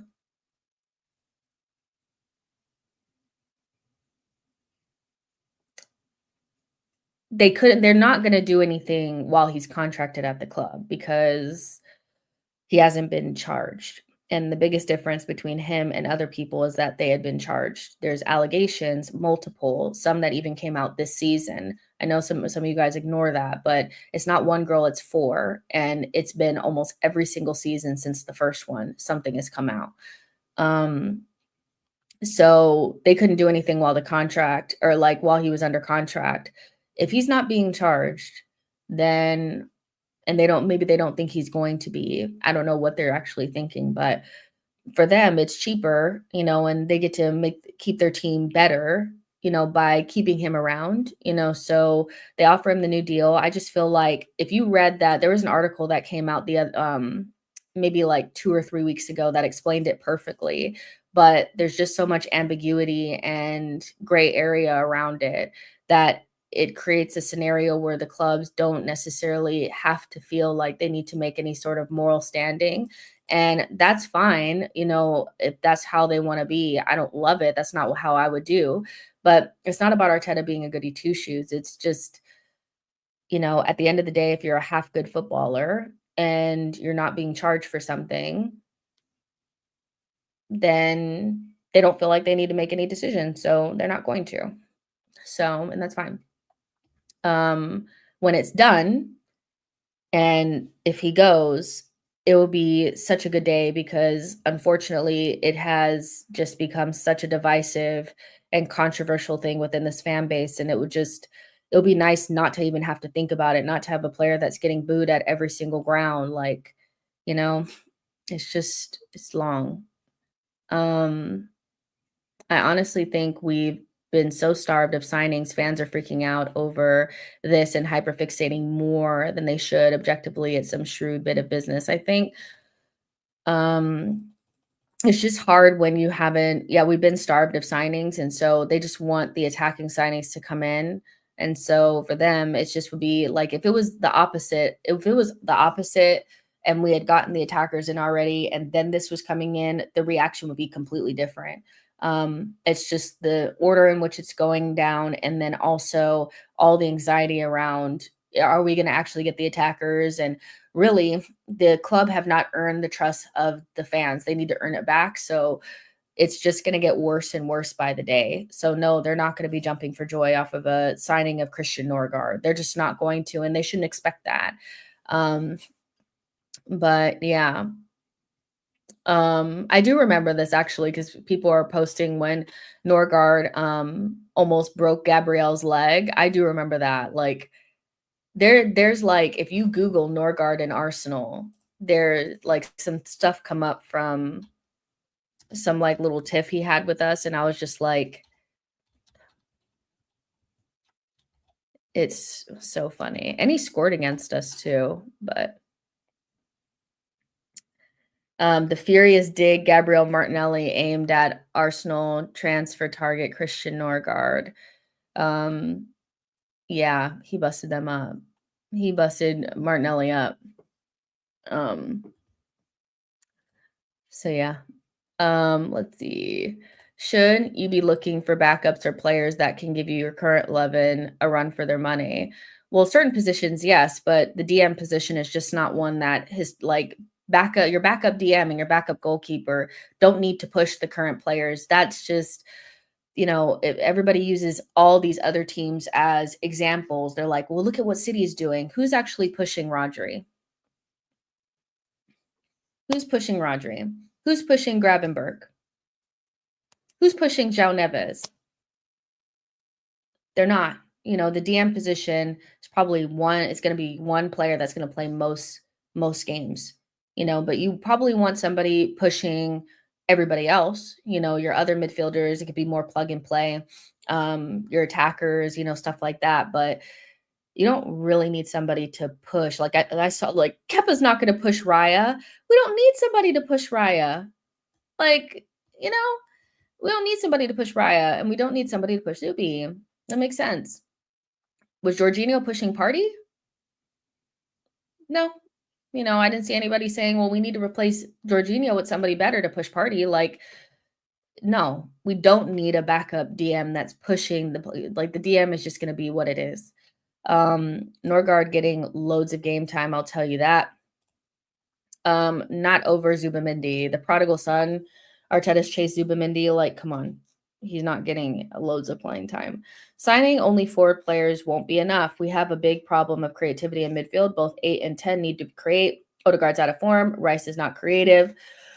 I want a backup DM, but surely there's a better prospect out there. I mean, we saw what happened with Rodri. I don't want Art fall off to be like that. Well, they quite literally didn't have anybody else because they had gotten rid of Calvin Phillips.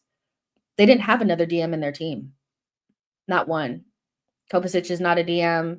Gundogan's not a DM. So they quite literally did not have another DM. So that's not the situation that we'd be in. We haven't been in that situation ever. We've had at least 2 or 3 DMs every single season.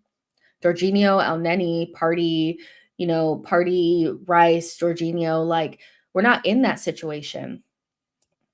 Man City's fall off was because they thought that they were okay enough to not, like, they got rid of Calvin Phillips, which probably made sense because he was ass.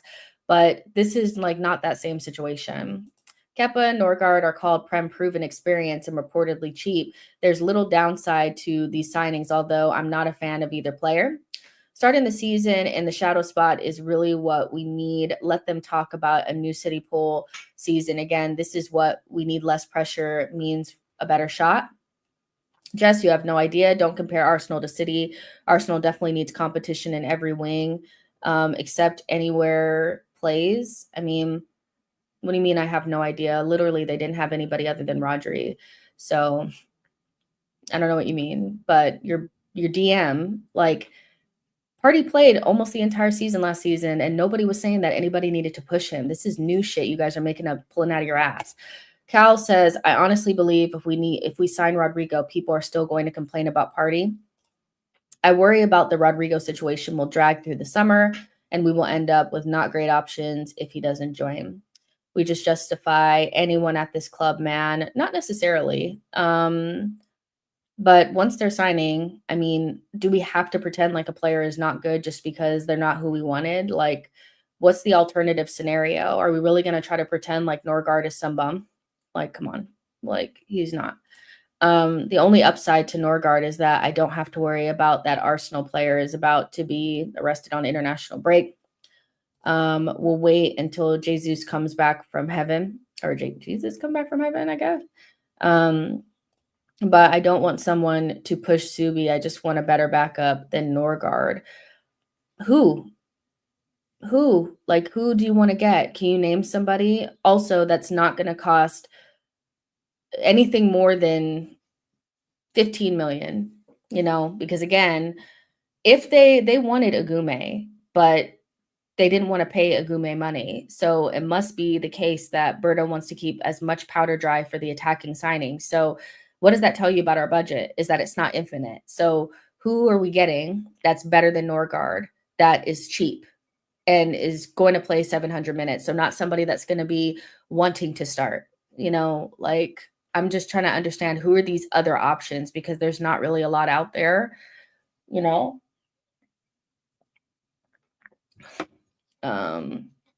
Let's see. Timodile says, you've had the best defense in the past few seasons. What do you need? Proven firepower in attack. Why are you still after defensively minded players? Because we need a backup DM. Like, just because we need attackers doesn't mean that we don't need to still get a backup goalkeeper and a DM. I feel like everybody knows we're looking at Gyökeres and Sesko and Rodrigo.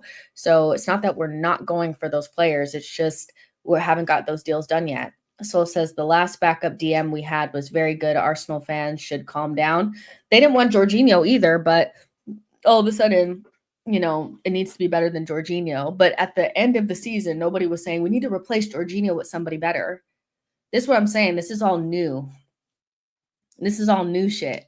This is all like new concocted stuff. When the season ended, I didn't hear anybody saying, yeah, but Jorginho, he's not really pushing Partey, so we need to get rid of him. It doesn't make sense. We need to upgrade. We need to actually invest in a backup. This is new shit. This is just new stuff being pulled up out of their butts. Like, I'm sorry. It doesn't make any sense. Everyone complaining he is cheap. We are using the budget for top players. Use your brain. Calm down. It's just underwhelming, Jess. I mean, it's underwhelming for a backup DM, but a backup DM, what would be exciting that is not going to impact the attacking signings, Like, I get it's underwhelming, but even if something is underwhelming, do we have to like catastrophize it? I think that's my thing is I can understand that it's not a sexy signing. So there's going to be an era of like, well, it's not the most exciting thing. But when something is underwhelming to me, it doesn't make me catastrophize everything, call him shit, all the, just pull stuff out of my butt, I don't, underwhelmed does not equal the reaction that we're getting right now. It just doesn't, I don't get it. This is a joke of a signing. I refuse to watch Arsenal next season if we sign him. Well, off you pop. Cal says, Endo is Liverpool's backup DM and they are not linked to a new one. Super Midi is not going to come into the Prem and not struggle with the pace. It ain't easy just coming in. Yeah, but even if you're adapting to our style of play or the way that the league plays, that doesn't mean that you can't start right away.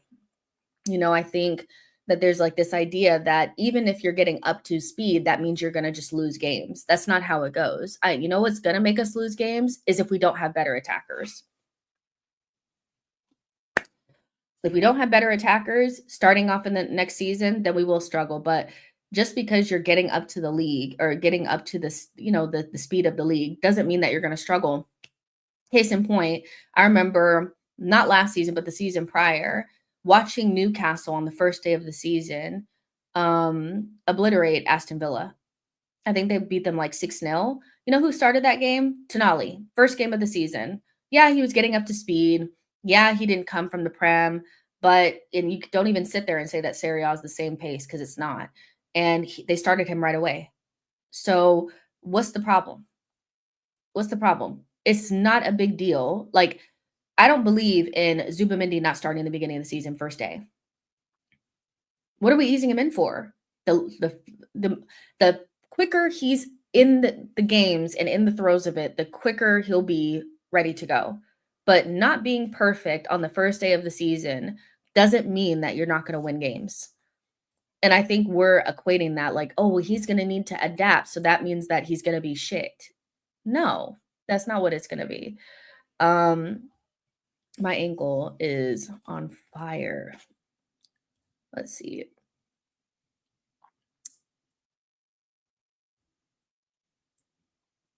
Mhm.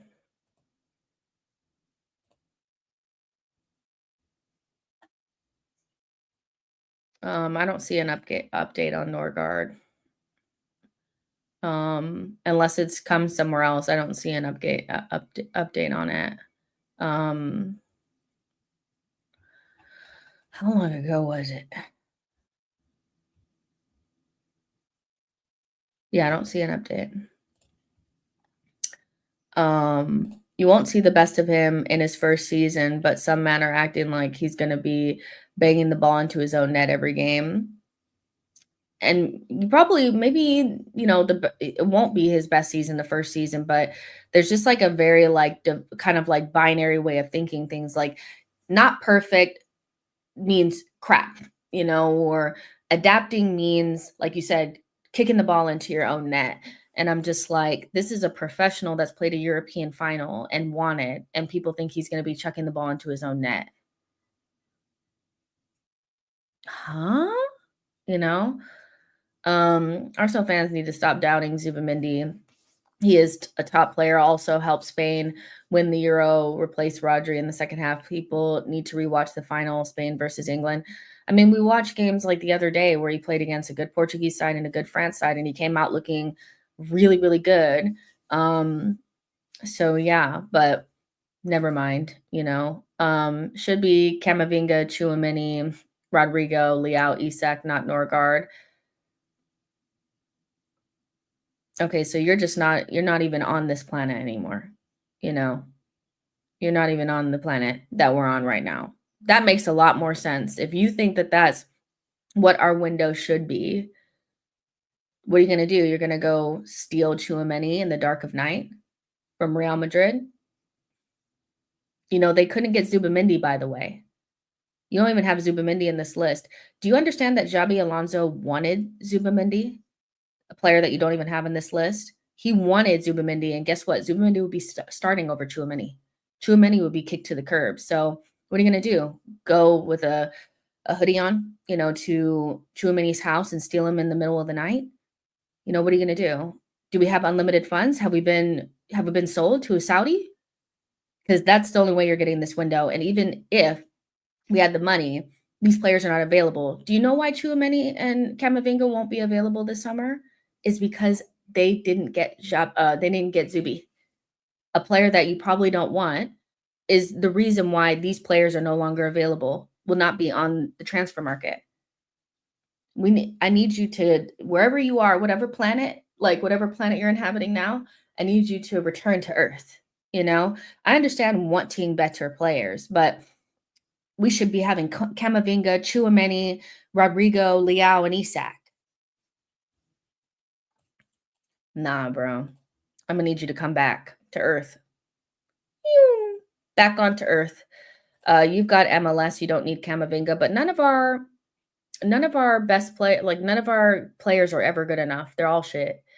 Please stop with the sarcasm and what's wrong with that. What's wrong with it is it doesn't make sense. It doesn't make sense at all. Wanting Chouameni and not wanting Zubimendi makes no sense, because Xabi Alonso wanted to replace Zubimendi with wanted to replace Chouameni with Zubimendi. That's why it doesn't make sense. It's not 1 + 1 does not equal 12. So that's why it doesn't make sense. But you guys don't like the sarcasm that I'm giving you, but I'm just meeting you where we're at. Because if you say, why can't we have that? We need to push for better players, winners. but then you're talking about players that are not available and you know that they're going to be without the budget. And you guys are saying, well, we need to sign Messi and Ronaldo. We need to go get Benzema. We need to go get this player. And I'm not supposed to look at you like you've lost your mind. I'm just meeting you where you've shown up to me. You're in cuckoo land, so I'm going to meet you in cuckoo land. You know, I don't know what to tell you. That doesn't make sense. Pushing for better players, I understand. You know, I get that. And that's why we need to get Gyökeres or Sesko in. We need to get Rodrigo. But saying Tchouaméni, when quite literally Xabi Alonso wanted to replace Tchouaméni with Zubimendi, the player that we have, is ridiculous. You know, so yeah, sorry. We just need, it's like, Earth. I get that we want to be on Pluto, but Earth is where we need to be, because there's always there's always room for improving our team. And I want us to bring in good players. But when you start naming players that you know we cannot get or are not on the market, I just think you're being, you know, you are putting things out there that you know won't happen. So you have a reason to be mad, and you don't need to be mad. You know, you don't need to be mad about not getting Isak. He's not available. He's not. You know, are we going to spend, because you have a list with Isak on it, and you think we're going to have any money left after you spend over 150 million on him? Like, this is what I'm saying. I'm meeting you where you're meeting me in delusion. Like Vince is saying, we did the same justifying Sterling Prem experience cheap. Nobody wanted Sterling, Jonathan. It's not the same. When the summer window closed and we had Sterling, nobody turned around, like barely anybody, maybe some people, but for the most part, nobody wanted Sterling. It was very, it was very much so met with negativity because it's not the same. Sterling was meant to be Nico Williams, a starter on the left. Norgaard is a backup. So he's a backup to the player that we already got. If we were meant to get Zubimendi and we got Norgaard, that would be the same. But it's not the same. It's a false equivalence. As a sporting director, Jess, what will you be telling Arteta right now? I mean, why would this? I don't think the sporting director is telling Mikel anything. I think he's trying to make sure that we get the attackers that we need without having to put more money into positions that aren't as important. I think he, poured cold water on the Juan Garcia thing, but I also think that had gotten away from us anyway. So, I think he's trying to maybe get Arteta his Prem proven kind of options, but on cheap, in terms of the backups. But I don't know what he's telling Mikel, because he's not going to tell Mikel about his tactics. He's not going to, it doesn't feel like he's saying, well, I want Gyökeres, so shove it up your butt. Like, it feels like he is trying to get Sesko for Mikel. So I think they're working together, Isak is staying at Newcastle. Of course he is. He was never leaving, It's a bad move. No UCL experience. Okay. Look at what Gravenberch did at Liverpool, and Zubi is better. Rice can also deputize there if needed, and MLS or Marino can play 8. Before today, you never mentioned Norgaard, saying he's good, so just stop. He's an awful player, and we're going to be fighting relegation. And yeah, if I speak, I will be thrown off of this thing. I'm not going to pull up your comments anymore because you're clearly not here with us. So Andrew says, I don't think we can spend more than 150 mil unless KSC cuts in. So people screaming for Rodrigo and Gyökeres with incoming Zubi are reaching far. Well, if you want those players, and we've already spent money on Zubi, if you think spending like more than like 15 million on a backup DM, you're still going to get those things, I really think you're deluding yourself, let's see, play Zubi, Marino, and Odegaard in the midfield, and you have Sociedad crew back together. I think that's kind of what Arteta is going for, but it's going to be Rice, Odegaard, and Zubi.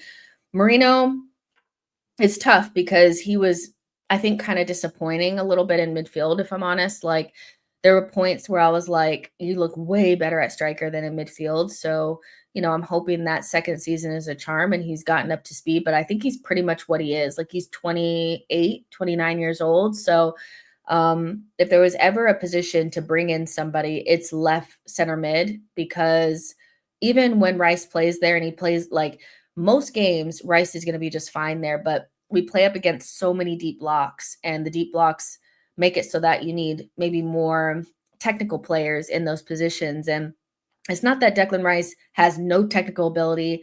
It just requires a different skill set that he can't reach. And so it'd be nice to have a left center mid that doesn't require lots of space and time to do what they need to do. And so like a Xavi Simons and Eze would be great in that position, to be honest. But I just think Arteta views Rice, Marino, and Kai as a good enough options. And the way that he's built the left center mid, he went fully away from Xhaka profile and went into this box crasher thing. So yeah, but I think we know who our midfield is going to be for the most part. If there was any room for improvement, it's definitely left center mid.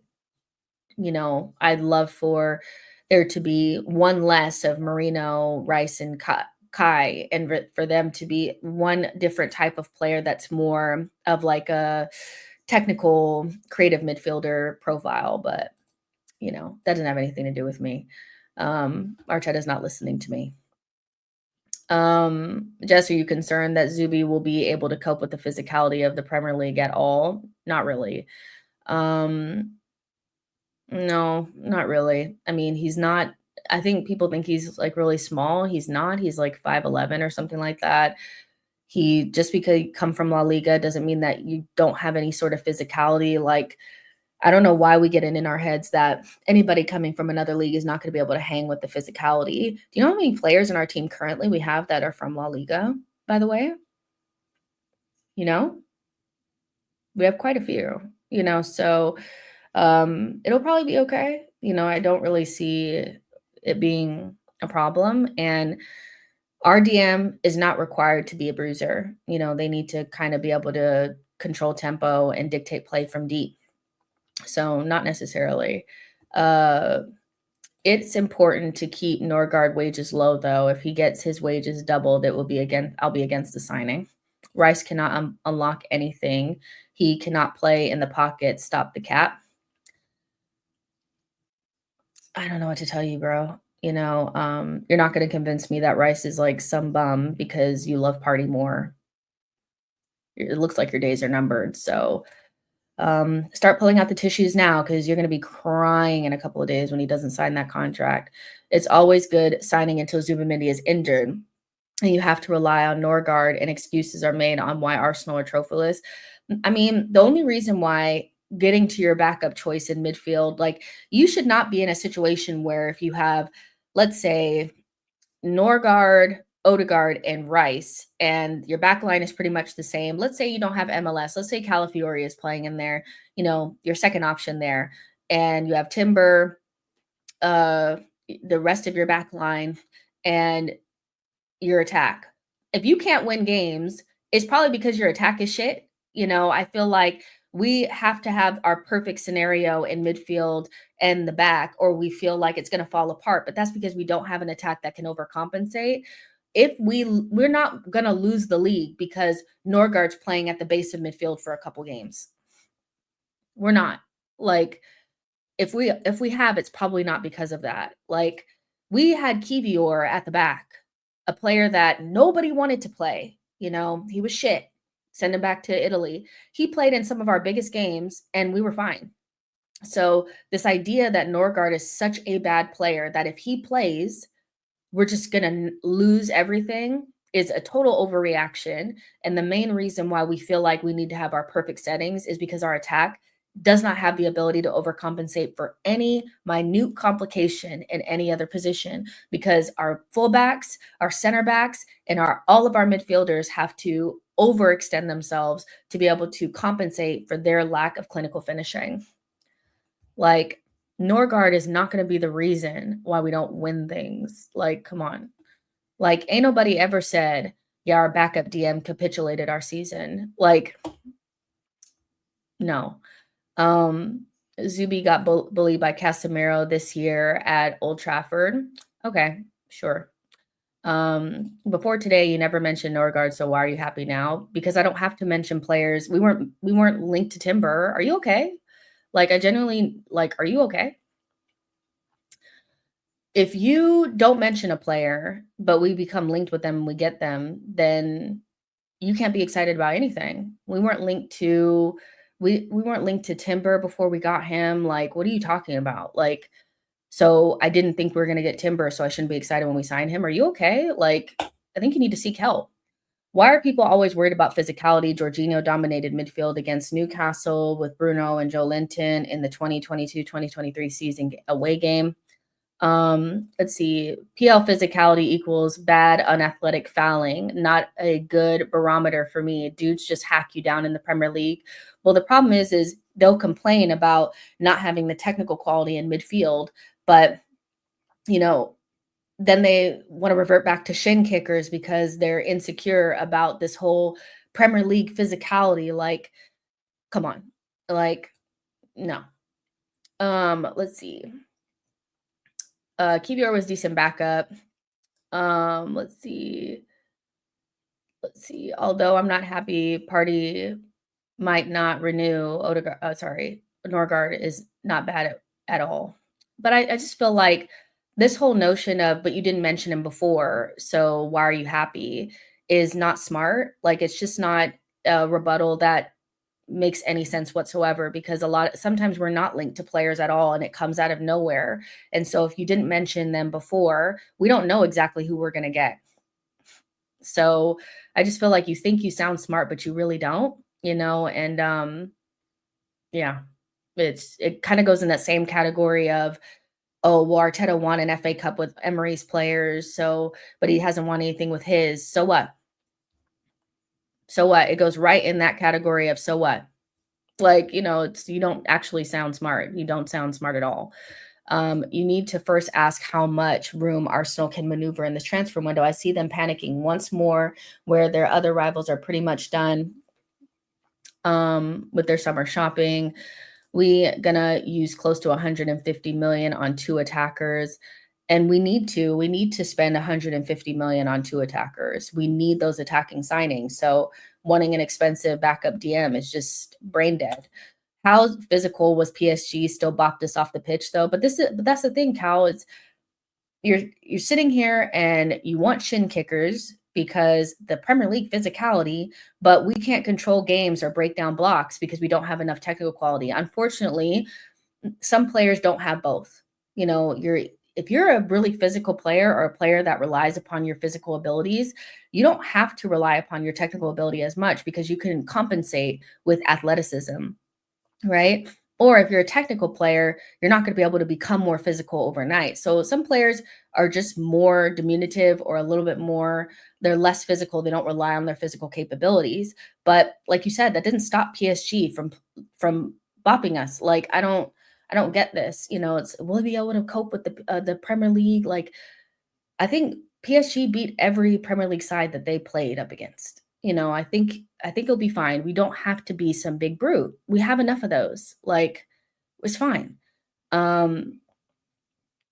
Let's see. We would have 2 guards, Odegaard and Nord, and Nord might be better. He definitely won't, but yeah, I hear you. We need a forward players. Why can't Arsenal see that? What makes you? Of course they see that. Like, it's not like we're not in talks for Gyökeres and Sesko, and we want Rodrigo. Can definitely see us running around like headless chicken. Should we just accept our position as a club? We never try hard. We never don't try. We just in between, and maybe that's it. We just get lucky at times. I don't know. Maybe we just accept. I don't know. I don't know why this Norgaard signing is some sort of indication of not trying. Like, I don't get it. With Norgaard's age, I'm actually just gonna get rid of him because he's annoying. Let's see. With Norgaard's age, would it be fair to assume he would want a hefty wage? What is he currently on? whatever he wants is not going to be anywhere near what we'd be paying for Partey. So we have to put that into perspective. And also keep in mind what backups or squad players are paid for top 6 clubs. We're still kind of underpaying in a way. Like we still don't have anywhere near as big of a wage bill as some of our contemporaries. So let's see if I can find his wages on here. Let's see. Where is it?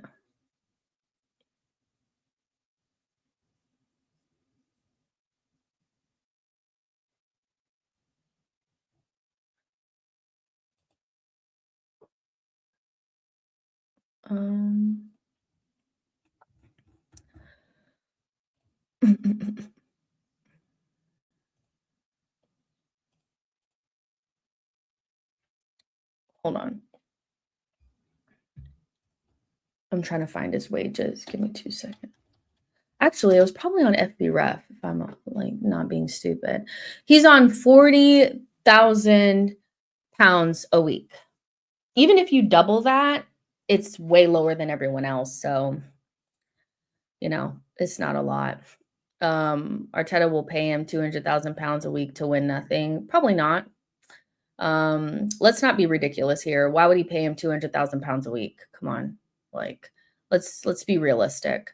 Isak, if they sell, is more than 150 pounds, more like 170, 200 million, and he's not going to leave this summer. But you would think he's on the market the way people are talking. People expect us to go and spend 80 million on one of Europe's top midfielders when MLS and Wanyeri and Dauman are there. And then when they don't re-sign because they don't have a pathway to the front or the first team, or they feel like they can get more playing time somewhere else, they'll be about to, seppuku at the Emirates. Why does he pay Havertz 280 pounds a week? What does that have to do with Norgaard? Havertz was already on high wages at Chelsea. We gave him the same wages that he was on there, and he's not on 280,000 pounds a week. He's on 265,000 pounds a week. So we just gave him the same wages that he had at Chelsea.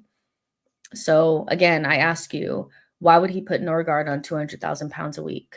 Or did you just say that thinking it sounded smart when it didn't? Like, I think we're getting to the stage now where we might have to just close the stream down because the comments are getting like less and less smart. Like they're just very weird. He's going to put him on 200,000 pounds a week. What? Like, no, he's probably not.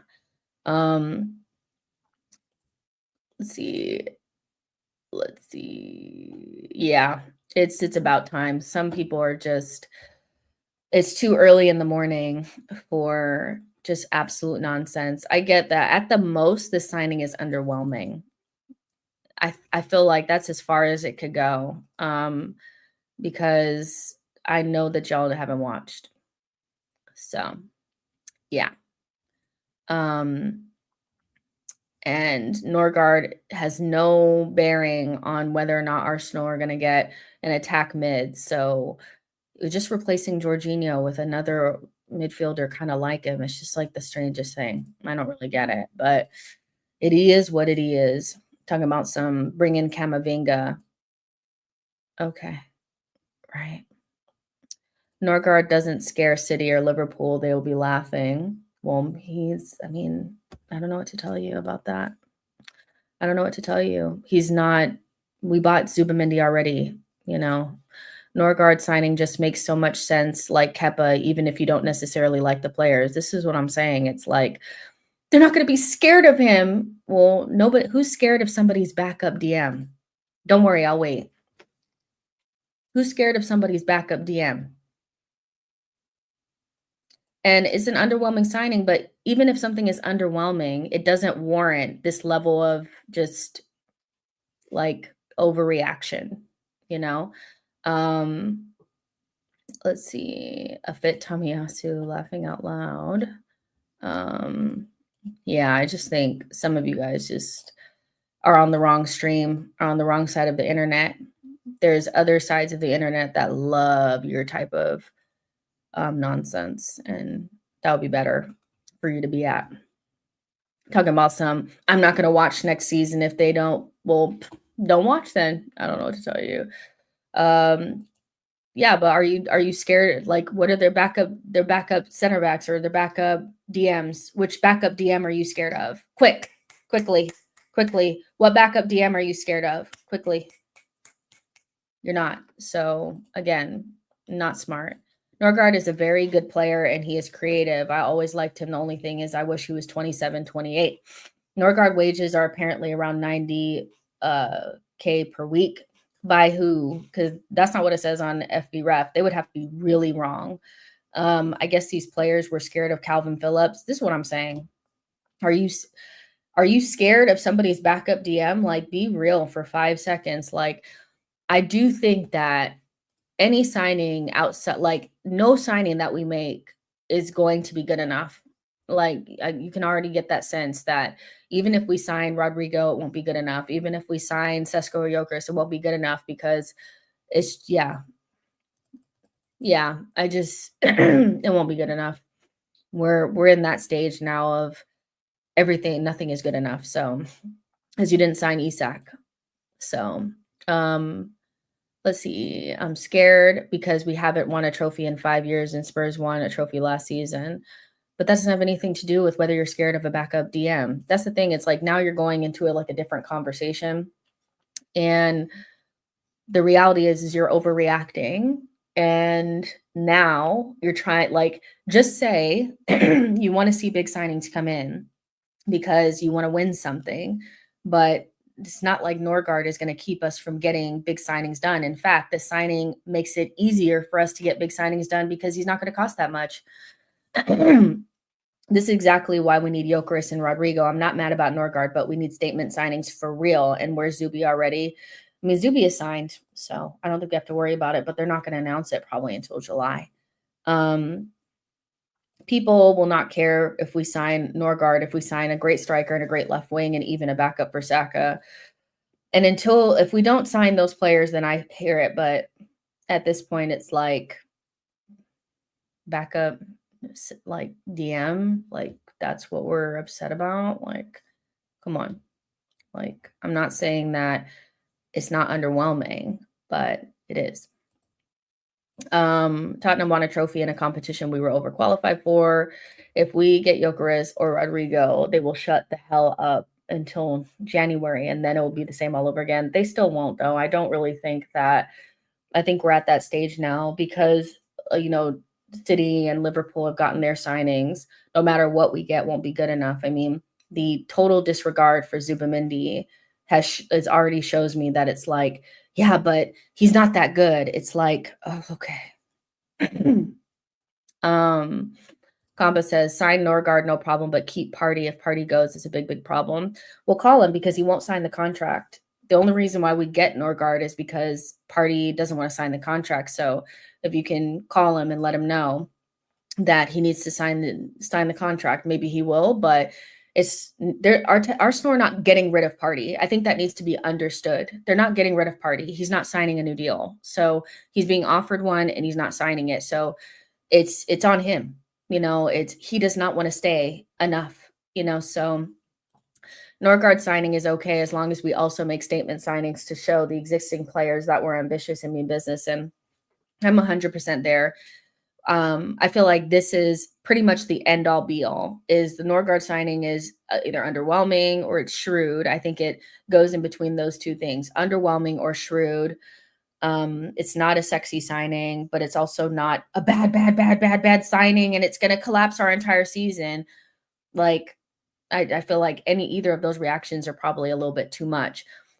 We're just still under the pretense that we're going to make these bigger signings. So, and not spending too much money on a backup DM helps that. Let's see. Would you be happy with Kepa, Zubi, Norgaard, and the rest of the signings striking, meaning no defender and no 10? I mean, striker, left wing, of course, like, I'm not too fussed about a defender, and I don't necessarily feel like we're desperate for a number 10. I think we want a 10. But those 3 attacking signings we definitely need for sure. So yeah, for sure. I would love those. I would love those. I'd probably be okay with it. As long as we get the striker in the left wing, I'm pretty much, you know, good to go. Like, I'm not trying to be unrealistic um about stuff. Let's see. I prefer Eze than Rodrigo. They said worse when we signed Ben White. Uh, Now that Liverpool have entered the Gyökeres race, do people think he's a good player now? Um, let's see. Problem is, fans know Arsenal are not signing Rodrigo Gyökeres. Then they'll sign Sesko and Rashford on deadline day. They need to just stick to saying Arteta out than trying to make other arguments that don't work. I totally agree with that, Jagoon. I just feel it's like it mars the conversations, like the normal conversations we're trying to have when people that just want the manager out and just hate the club and just want to be all rah rah all the time, when they throw those like weird arguments out there that don't even sound smart. Like they just sound very like they can be picked apart so easily. And then when you ask them a straight question like, so whose backup DM are you afraid of? Then they move the goalpost. It's like, you're actually not mad about this. It's just you're mad about whatever, and it's just boring because if at this stage, if we just are not going to be happy about anything, then what's the point of even having conversations? I don't get it. It's like I try to have a community where not necessarily like we have to agree on everything, but I would imagine that this is the type of community where we can not have an echo chamber, but kind of be a little bit more realistic and on planet Earth. When you have like a transfer list of a bunch of players that are not available, and would cost 900 million to get them done, I'm just looking at you like, so you just want to be mad. Oh, okay, cool, all right. So there's other places where you can just be mad at, but this is kind of not the place. Norgaard is average. It is what it is. We really don't need to do the mental gymnastics. Let's see. Will Partey want like 40K more than he's already on, is the rumors, which we shouldn't be giving him more money. It doesn't make sense. We just don't want to accept any player in phase 6. I just feel like if we got Norgaard as the backup and we had Zubamendi and we had already gotten the striker in the left wing, this wouldn't be the reaction. It wouldn't be the reaction. It's just because it came in first. Any signing that we've had pre the striker and the left wing has been called shit, whether it's Zubamendi, Norgaard, or Kepa, so that's just where we're at. Frank, good afternoon to you as well. Arteta is staying at the moment, so let's see what happens in this window and what he achieves next season, and there will be a right time to dissect his and the team's performance for sure, but it isn't the time. Let's see. Arsenal should have started with main targets, which is left wing and striker. After that, sign the backups. And people are being honest now. Like, you guys act like it's not very easy to see what's actually wrong. Like, to me, it doesn't have anything to do with Norgaard specifically. It's that we haven't gotten the left wing or the striker. And so it's like Norgaard is not Wirtz. Norgaard is not Gyökeres, and he's not going to be. He's the backup fucking DM. Like, why would he be those things? Like, now people are being honest, like Code Gamer, who's been basically crashing out. Exactly. If Norgaard was after Isak, Gyökeres, or Rodrigo, then it's fine. Unfortunately, that's not how things work at Arsenal. They're not going to sign players in the order that you want. But that doesn't mean we don't need a backup DM. And that also does not mean that the backup DM needs to be a world-class player. It just doesn't have to be that, so I don't know what to tell you guys. We've never done things in the order in which Arsenal fans want. We've literally never done it. It's never happened, so wanted Rice done first. The first thing that came through the door was Kai Havertz. I don't know what to tell you guys, but, we still need to get a backup DM. So I don't know what to tell you,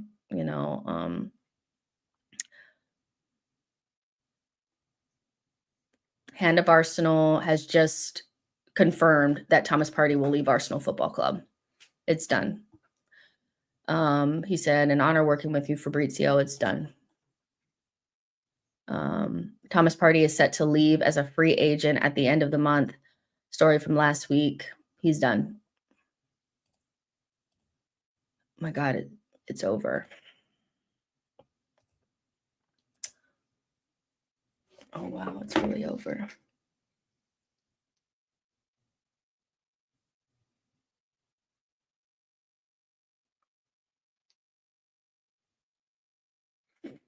All right, it's over. He's leaving. Done.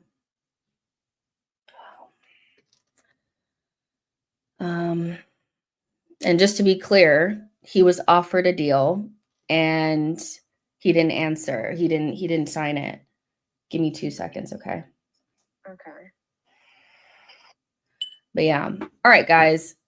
I'm going to go. It's been 2 hours and 22 minutes. We've exhausted this, but we will talk on the next stream. I'll probably come back